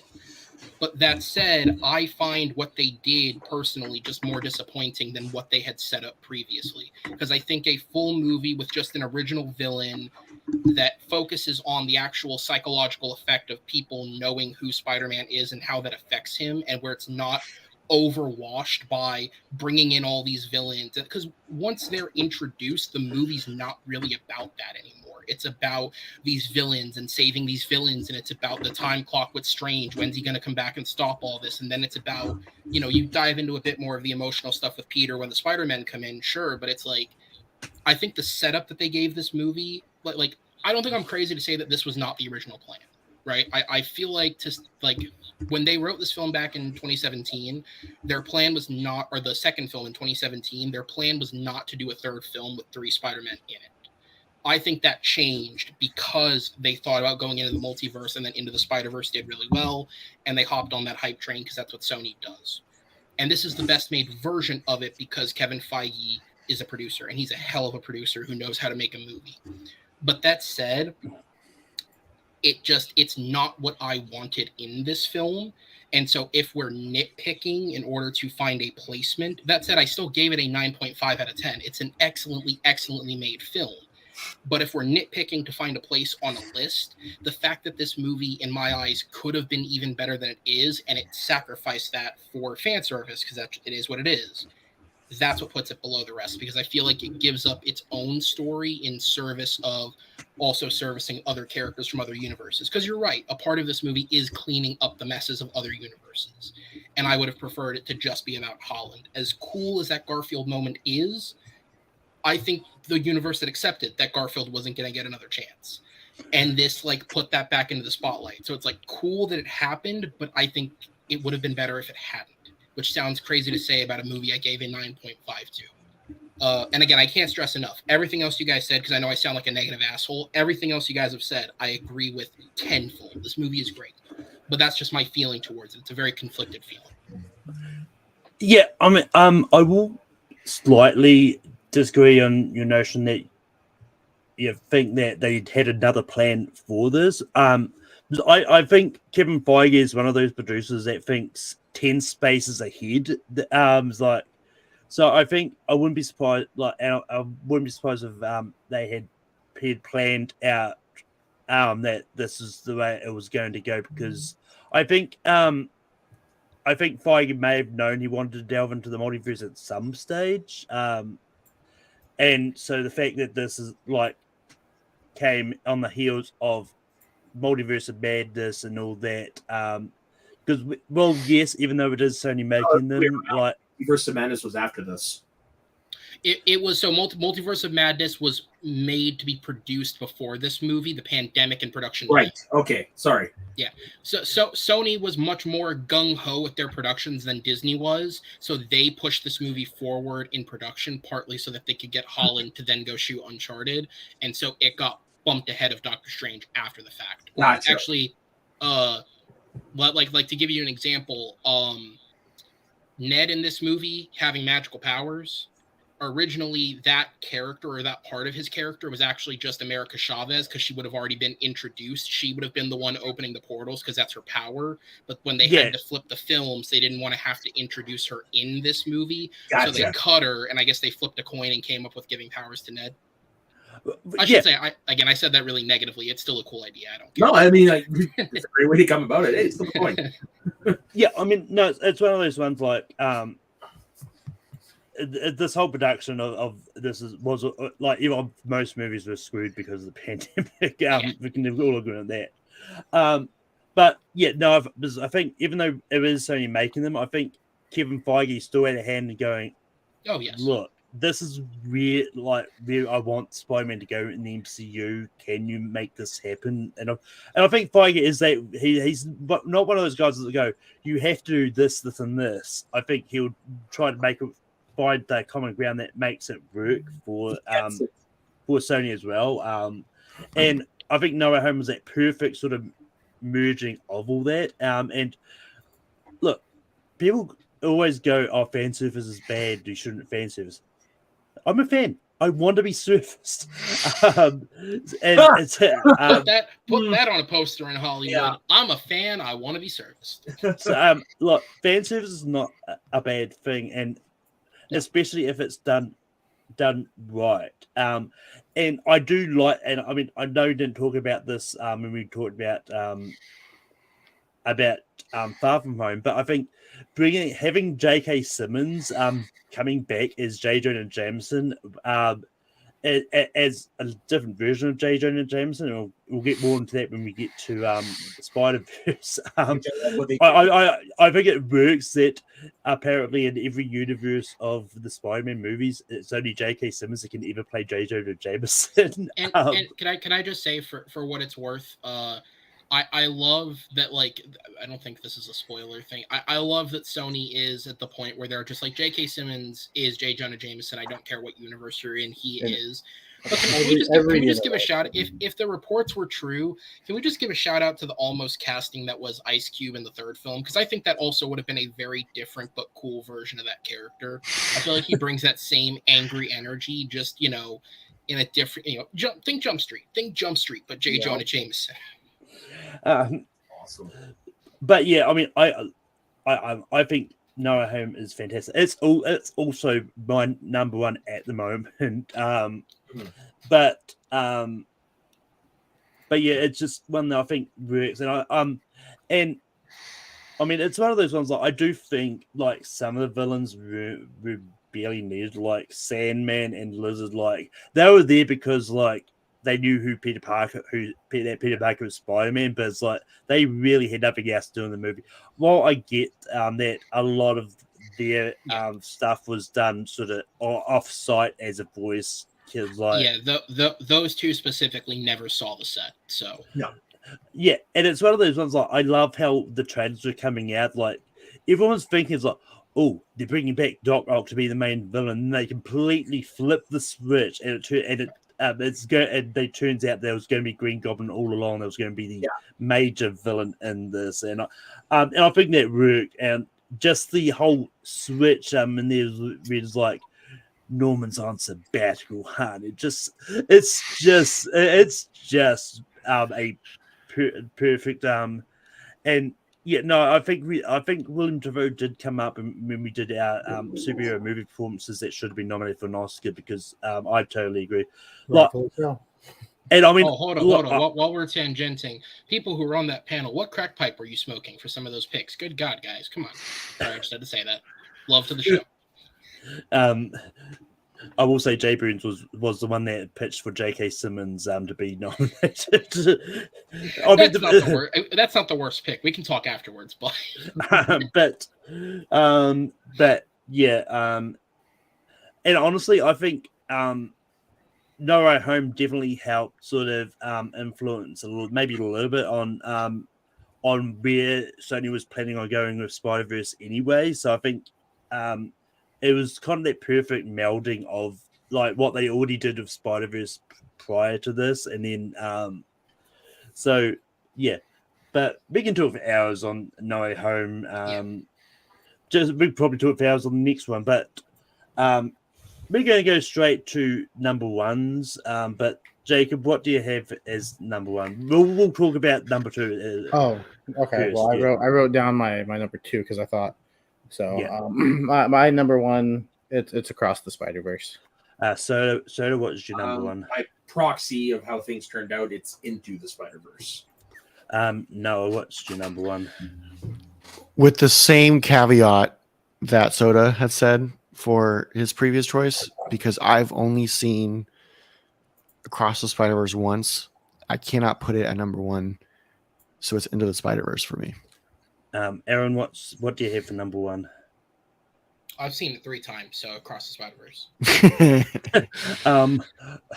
I mean, I've seen it once, but as I said, No Way Home is my number one, so I've got to go to my number two, Across the Spider-Verse. So our number one will be Across the Spider-Verse, but we'll talk about Into the Spider-Verse first. So what are your thoughts about Into the Spider-Verse? Yeah, Into the Spider-Verse is I didn't see this movie coming, to be honest. I was looking forward to seeing a Spider-Man animated movie, but I wasn't expecting a movie this amazing. I knew who Miles Morales was because I, for a time, did read the comics. Unfortunately, didn't read much Spider-Man, but I knew who he was.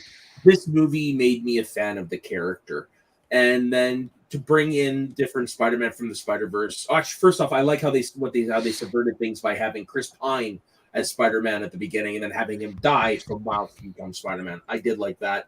But then, of course, we get the Spider-Man brought in from the other universe, Spider-Ham.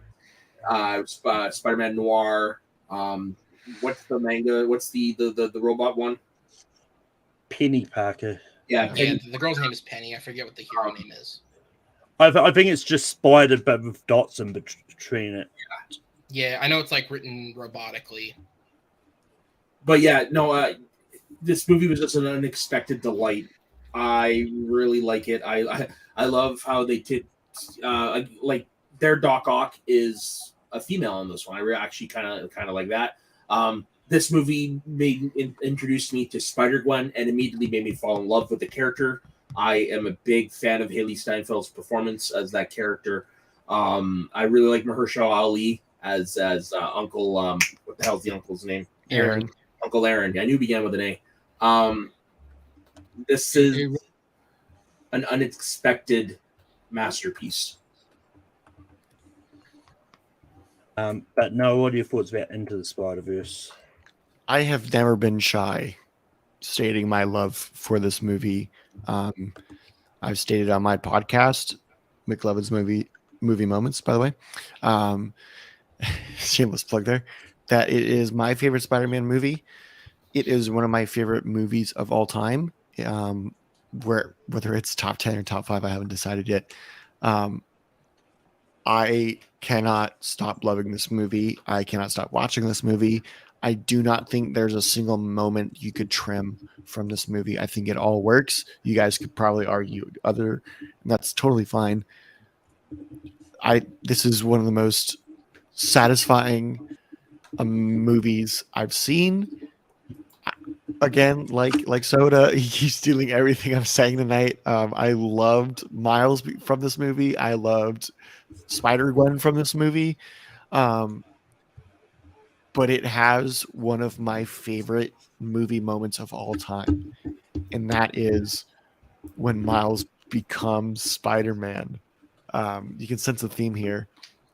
When he is on that roof and all you hear is the quotes everyone's been telling him throughout the entire movie. And What's Up Danger starts playing. And it starts building up. The tempo starts building up. And he jumps and it's a slow motion. And then he shoots up his webs and the music comes crashing down. Everything at that moment is perfect. And that just describes the entire movie for me. Everything works in concert like an orchestra to just make perfection.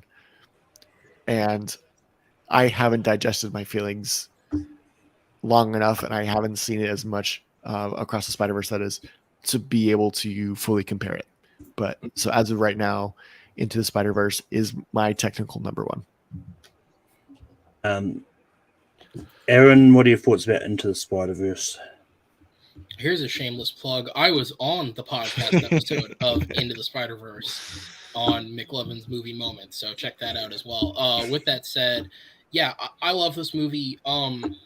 So as I've said before, things like I pay attention to news, I pay attention to like behind the scenes things. It's just who I am as a person. And I was really excited for this movie. I was the only person I knew who was excited for this movie because obviously it went up in a really tough winter. It competed and it made the least amount of money of any of these movies. It competed against Bumblebee, which was really good, but I wasn't excited for it because I don't give a shit about Transformers normally. It was going up against Mary Poppins Returns, which what a weird decision that was to make. And it was going up against Aquaman, which I've been open about the fact that I'm not a fan of most of the DCEU. I was not a fan of Aquaman. Aquaman is probably one of the most beautiful movies I've seen in 4K. I'll tell you that much. Oh, it looks great, but yeah, as I've said before, Brodouche Aquaman does nothing for me. But with that said, this was the movie that winter that I was really looking forward to, and I remember I got to see it because I worked in a movie theater at the time. I got to see an early screening of it, and it was incredible. And I think from the trailer, because they used that "What's Up Danger" moment in the trailer, it's basically the first trailer. And a lot of people often claim like, oh, seeing something in the trailer ruins it when you see it in the movie. And this is the argument that it doesn't, because it's almost beat for beat the same exact moment. But when you put the context of everything the movie does behind it, it works so much more than it does on just a base level. This movie's beautifully animated and it's really really well crafted, which I expect nothing less. It's Lord and Miller. The Lego movie series is like as an overall franchise is probably one of the best animated franchises ever. The fact that it's not going to get to continue because of studio politics is one of the dumbest things ever. But it's really well done, and this movie is better than that movie even is. It's incredible. Yeah, Again, shameless plug. There's an hour-long show about it where two of us spend an hour talking about it. That's everything right there. But yeah, like, Into the Spider-Verse was something I didn't expect to love as much as so I wasn't like that familiar with Miles at all. And Into the Spider-Verse was the my introduction to that. But it's just one of the but I think it was just beautiful. I know. Look, I know on there are some people in the community that I do respect that didn't like the animation style for their reasons. But I think the animation style of this was beautiful, and I think making it look really comic realistic, I think also really helped with this movie. And I will expand more on my thoughts when we get to the number one because they kind of flow on from here. Jake, what are your thoughts about Into the Spider-Verse? I hate that I missed this one in theaters. I hate that I missed it because My God. at the time I was like, oh cool, an animated Spider-Man movie with characters that as a non-comic reader I really don't know much about, and so I was like, I'll wait. I mean, we got the MCU Spider-Man, like we've that's enough for me right now. And then it came out, and I was like, oh, I'll buy it. I'll watch it. I've heard nothing but great things about it. And yeah, it's a beautiful movie, and I hate myself for not seeing it in theaters, which is why I made sure opening weekend I made sure that I saw Across the Spider-Verse. I wasn't going to make that same mistake twice. And yeah, no, this movie it's beautifully animated. I love all the introduction of the characters. I think the voice cast is incredible. I think this is one of those movies where I've always said I think voice performances should be recognized the same as acting and everything. Like voice performances can be just as good, and I think there's several in here that are just top notch. Yeah, it's beautiful. There's several moments that are like, you do one of these, like that's awesome. The Miles Morales scene that you guys referenced. Yeah, and it goes in directions that you don't expect. Like like with Chris Pine, like you expect him to be around. Then guess what? He's dead. Yeah. And so yeah, there's funny moments. There's serious moments. I love the relationship between Miles and his dad. I love the relationship between Miles and Uncle Aaron, which I'm hoping, spoilers for anyone who hasn't seen Across the Spider-Verse yet, if you're one of the few that haven't, gets expanded on in Beyond the Spider-Verse because, but I'll save my Across the Spider-Verse thoughts when we get there. But yeah, I love that relationship. So I'm glad we're able to maybe see that continued. Because yeah, and Mahershala Ali is a great and yeah, Uncle Aaron, Dad, just everyone. Like I can't say enough good things about this movie. Again, I hate that there's 3 choices for number 1, and it's hard to make a definitive choice. Yeah. So, do you talk about Spider-Verse? Did you start there? Yeah, I started it off, I think. Yeah, no, I thought that was the case. All right, so we're going to number 1. One thing I'm going to add is from here on, there will be spoilers. So if you haven't seen Across the Spider-Verse, stop watching and then come back later. I'll give you 15 seconds and then we can. So this guy dies, right? Yeah. Yes. Yo, it was crazy when Superman showed up. Like, who would have thought Spider-Man would have been in a Spider-Man movie? Yeah. Yeah, but when Darth Vader showed up, that was a little out there.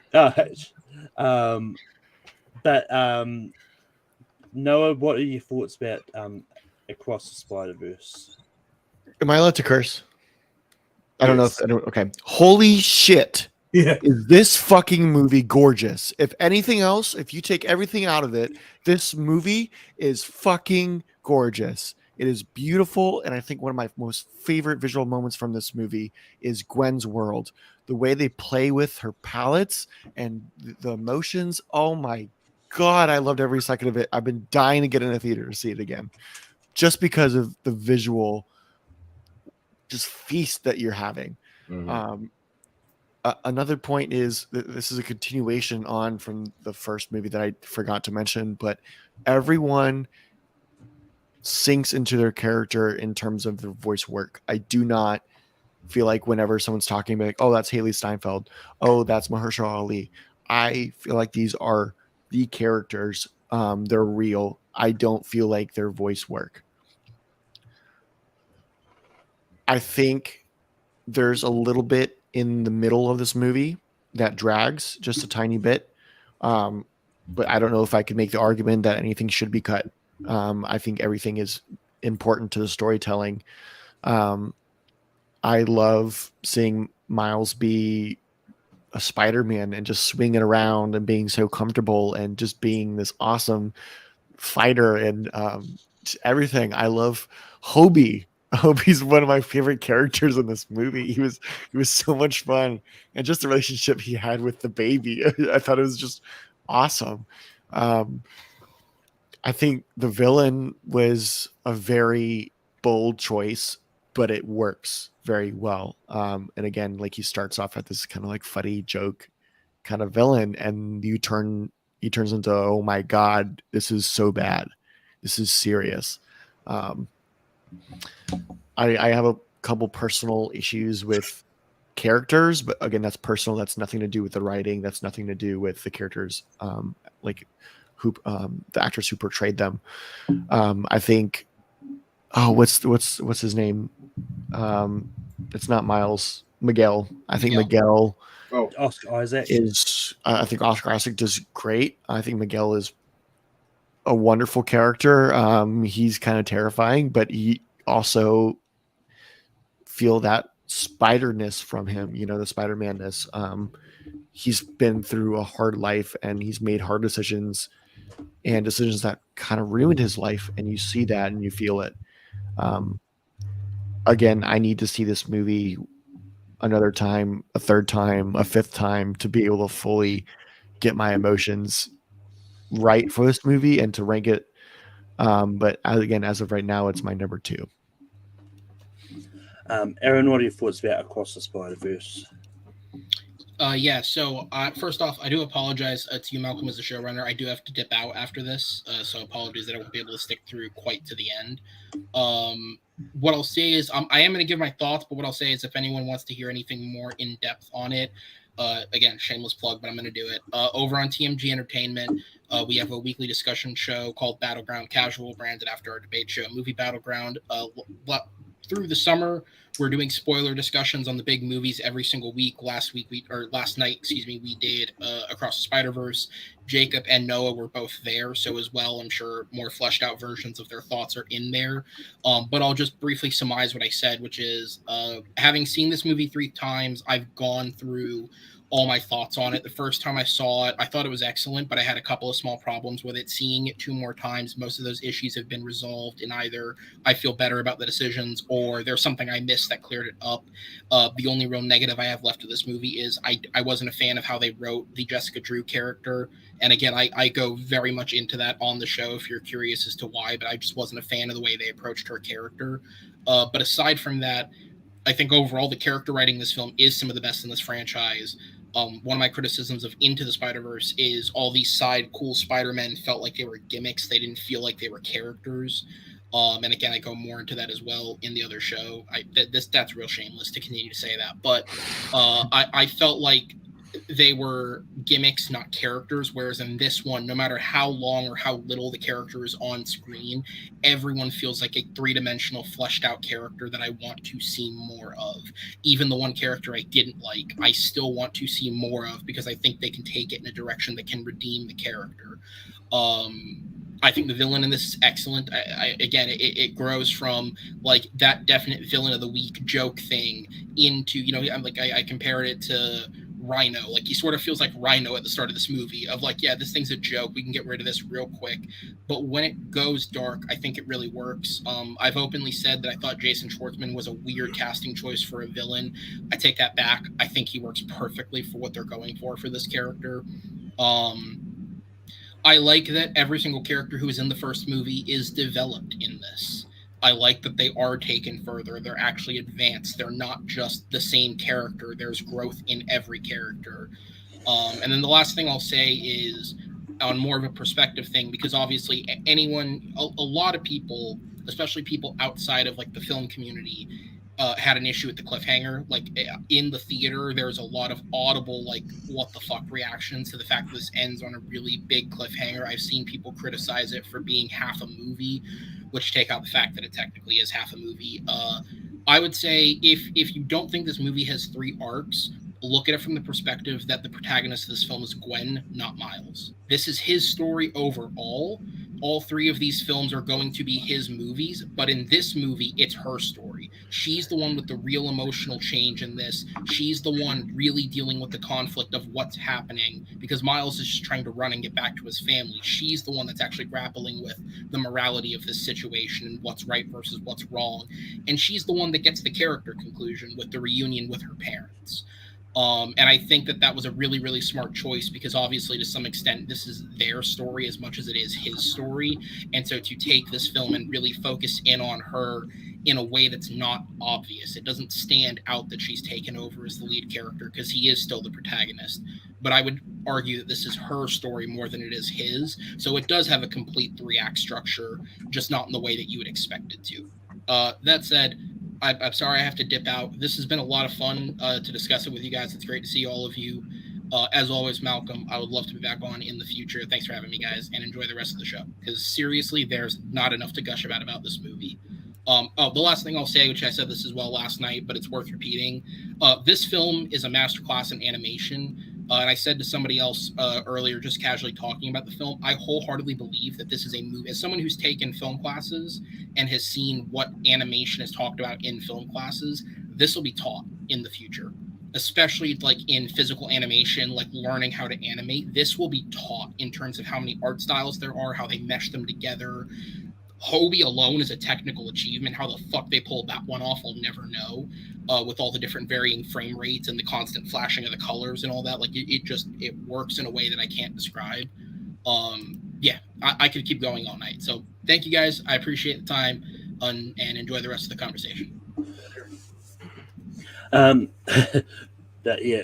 Moving on. I really enjoyed Across the Spider-Verse. And yeah, this is one that I didn't expect.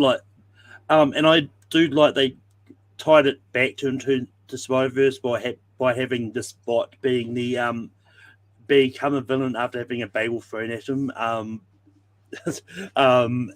it's just I know it's just doing it very simplistically, but it's basically how he became a villain, really. But I just think the way they took in Spider-Verse and kind of put a bigger stake, and it, I know when Full Lord and Chris Miller were talking about this and how they had to split it up in 2 movies because what they had planned was just way too big to contain. I can understand it now. I was kind of critical. It's like, as long as it feels like it works, then. Which is why I think some of the characters may have been affected by it. Because I think Jessica Drew might, once the part 3 comes out, I think people might look at that Jessica Drew as a whole and see whatever arc she might have been planned. That probably might have been a big thing about what happened when they split it up. But all in all, I really enjoyed it. I'm going to see it again tonight. But Jacob, what are your thoughts about Across the Spider-Verse? I said this last night on Aaron's show as well, and it's still true. I thought I might have been overreacting my first time coming out of the movie, because my first thought was, did I just watch the greatest animated movie that's ever been made? And then I saw it a second time, and I came out of it and I asked the same question: did I just watch the greatest animated movie that's ever been made? And I'm still thinking about that. I think, yeah, the just on the animation alone, this movie is stunning and probably the most beautiful movie that I've ever seen. The way they're able to blend different animation styles together is just incredible. The character development that we see is incredible. I will probably use the word incredible to describe everything about this movie. So get used to hearing it. Like there's, but I also don't feel like I'm adding anything new to what's been said. Like I love this movie, and as somebody who loves animation and is probably one of the biggest fans of The Lion King, for me to say, did I just watch the greatest animated movie? Like, if you know my love for The Lion King, like that's pretty big for me. So because the Lion King is my second favorite movie of all time. So if I'm comparing this to The Lion King, I must have loved it a lot, which I did. I've seen it twice in theaters. And since I've got nothing going on tomorrow night, I'm debating on going and seeing it again because there's a theater like a 10-minute walk from my place, and I might just go see it again because, yeah, I'm probably just making up for the missed viewings of Into the Spider-Verse, so I got to make it up with this one, which I have no problem with.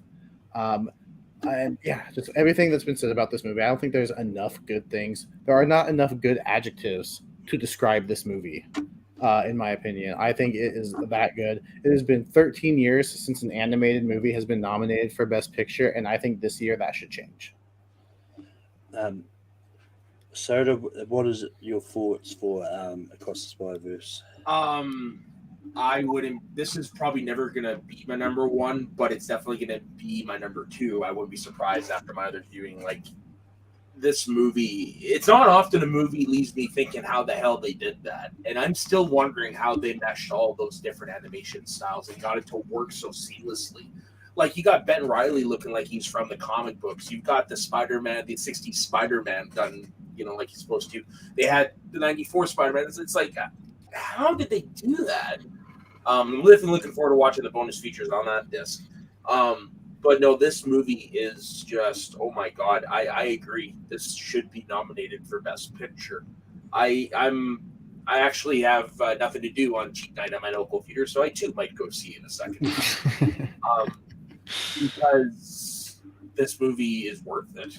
Like this is a movie that in the history of film is going to transcend what it means to be an animated movie, for sure. Like this is going to be the movie that inspires people to want to be an animated filmmaker. That's what I think about this movie. This is a master class in how to make an animated film. Yeah, the last thing I will add is I actually had a conversation with Mike Kalinowski on Facebook about this the other day, in the comments of one of my friends' posts. Talk about name dropping. Yeah. No, it's just one of those ones like, I kind of wish that whenever a new comic book movie comes out, and if it is really good, like Across the Spider-Verse is really good, but like there's a lot of group people going, this is the greatest comic book movie of all time, and apparently The Flash is also the greatest comic book movie of all time. Oh my God! Can we stop doing that as soon as it comes out? Mm-hmm. Seriously, like it's a good movie. Why it's hard for me to that mentality is why it's hard for me to rank something in a franchise after one viewing. It's because that's when it's like I let the excitement and the love and oh my God, like that's happening. Like that's when all that comes out, and then afterwards, like okay, I can breathe and I can notice more things and pay attention to the writing and yeah. But yeah, talking about my friend because I'm going to throw it out there because it's his birthday today. So, Matt Krentz, if you're watching this, happy birthday. I know you've got a very different opinion about Across the Spider-Verse than we do, and hopefully we get to hear it one day. Somehow I'm not surprised. No, I don't think. I mean, he said like he did preface this by saying he did like the movie. He just didn't like it as much as everyone else did. Fair. But yeah. That being said, that is the end of ranking for today. Just to recap, our rankings for the Spider-Man franchise. At 13, we've got Morbius. At 12, we've got Venom, Let There Be Carnage. At 11, we've got Venom. At 10, we've got Spider-Man 3. At 9, we've got The Amazing Spider-Man 2. At 8, we've got Spider-Man. At 7, we've got The Amazing Spider-Man. At 6, we've got Spider-Man 2. At 5, we've got Spider-Man Far From Home. At 4, we got Spider-Man Homecoming. At 3, we got Spider-Man No Way Home. At 2, we got Into the Spider-Verse. And number 1 is Across the Spider-Verse. Next week's episode of Rankin, we're going to be talking about movies or TV show, the top 12 movies or TV shows that are about making real-life products, movies, companies, because of the release of Flaming Hot, which just came out recently. But Jacob, we can be for new online. Yeah, I remember I saw a trailer for that, and it was like released the next day. I was like, that's some good marketing. You can find me over on the Movie Hero Network. I do the tournament fights, tier ranker fights over there, but I also host a couple shows. I post a podcast about movies with Austin Howell. Yesterday we did a discussion on Jaws, since we're into the summer blockbuster season, and that's considered the original summer blockbuster. So we dived into that, and then we also have a wrestling show over there called The Lonely Marks with Austin Howell, but also with Jordan Owens and Richie Goodacre. We did a wrestling debate on our last show, and then this week we'll be talking about MLW's Battle Riot. So that should be an interesting conversation. Soda, we can be for new online. You can find me on my personal Instagram and Twitter at soda_the_saxman. You can find me over on the Northern Entertainment Group, where I host one show and I'm the most frequent guest host of another one about Doctor Who over there. And then you can also find me on mine and Dagan Broad's wrestling channel, So Dagan Wrestling, where every Monday we talk about the week in wrestling. We do some shorts, all that stuff. We just launched, so we don't have much content yet, but we're gonna have a show where me and my friend we're gonna do a top 10 list, similar to how John Roca and Matt Nose did theirs on wrestling.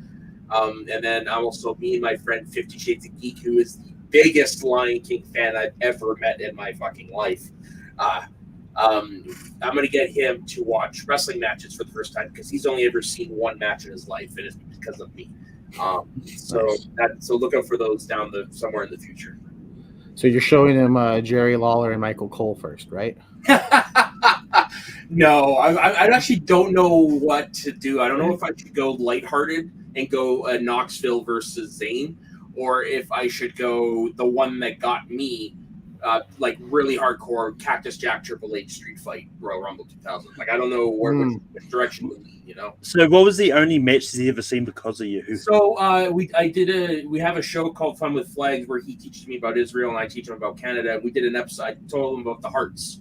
And so I showed him, before we recorded, I showed him Calgary Stampede, 1997, in Calgary. The Hearts versus the Hart Foundation versus Austin, Goldust, the Legion of Doom, and Ken Shamrock, I think it was. Yeah. So that's the match I showed him, because I wanted to display, like, this is what the Hearts mean to Canada. But no, we can be fun. No, we can be for new online. We've already mentioned one of them. It's McLovin's Movie Moments. It's a podcast. You can find it pretty much anywhere you would find normally your podcasts. But I've just started another one with a guest of my podcast, my cousin Laura, who did Eternal Sunshine of the Spotless Mind with me. We're starting a podcast series about the Flaniverse. So Mike Flanagan, all his Netflix work, we're starting kind of like a deep dive into that. And I don't think she's released any actual episodes yet. I think she's released a trailer. But this first season, we are discussing Midnight Club. And if you love horror, if you love Mike Flanagan, we're going to be discussing all of his series. So Midnight Club, I think we're going back to Haunting of Hill House, then Haunting of Bly Manor, and then we're saving our personal favorite, Midnight Mass, for the last season. So if you're a fan of, again, horror, fan of Mike Flanagan, go check out Fans O Flanagan on pretty much any podcast site. And you can find me on Tape Productions hosting Rankin every week. Next week, as I said, we're doing movies about the creation of real life products, movies, companies. You can also find me on the Movie Hero Network doing tournament fights and all that popping up. And I also host trivia over on Full Metal. And it's going to be starting the tournament soon. We've got a couple of episodes already recorded for it. But with that being said, real quick, just because Aaron's not here, I'm going to plug the Battleground because that's Aaron's baby. If you go over to TMG Entertainment, we do run movie battle. I don't run it, Aaron does, but a lot of us compete on it. Just so go recorded check a out. match today. Yeah, exactly. I'm not going to spoil who won it. Go check out the movie Battleground or on TMG Entertainment. But yeah, with that, until next time, just remember, keep listening, shit. How many more spider people are there? Save us a Comic-Con. What's coming? Let's go!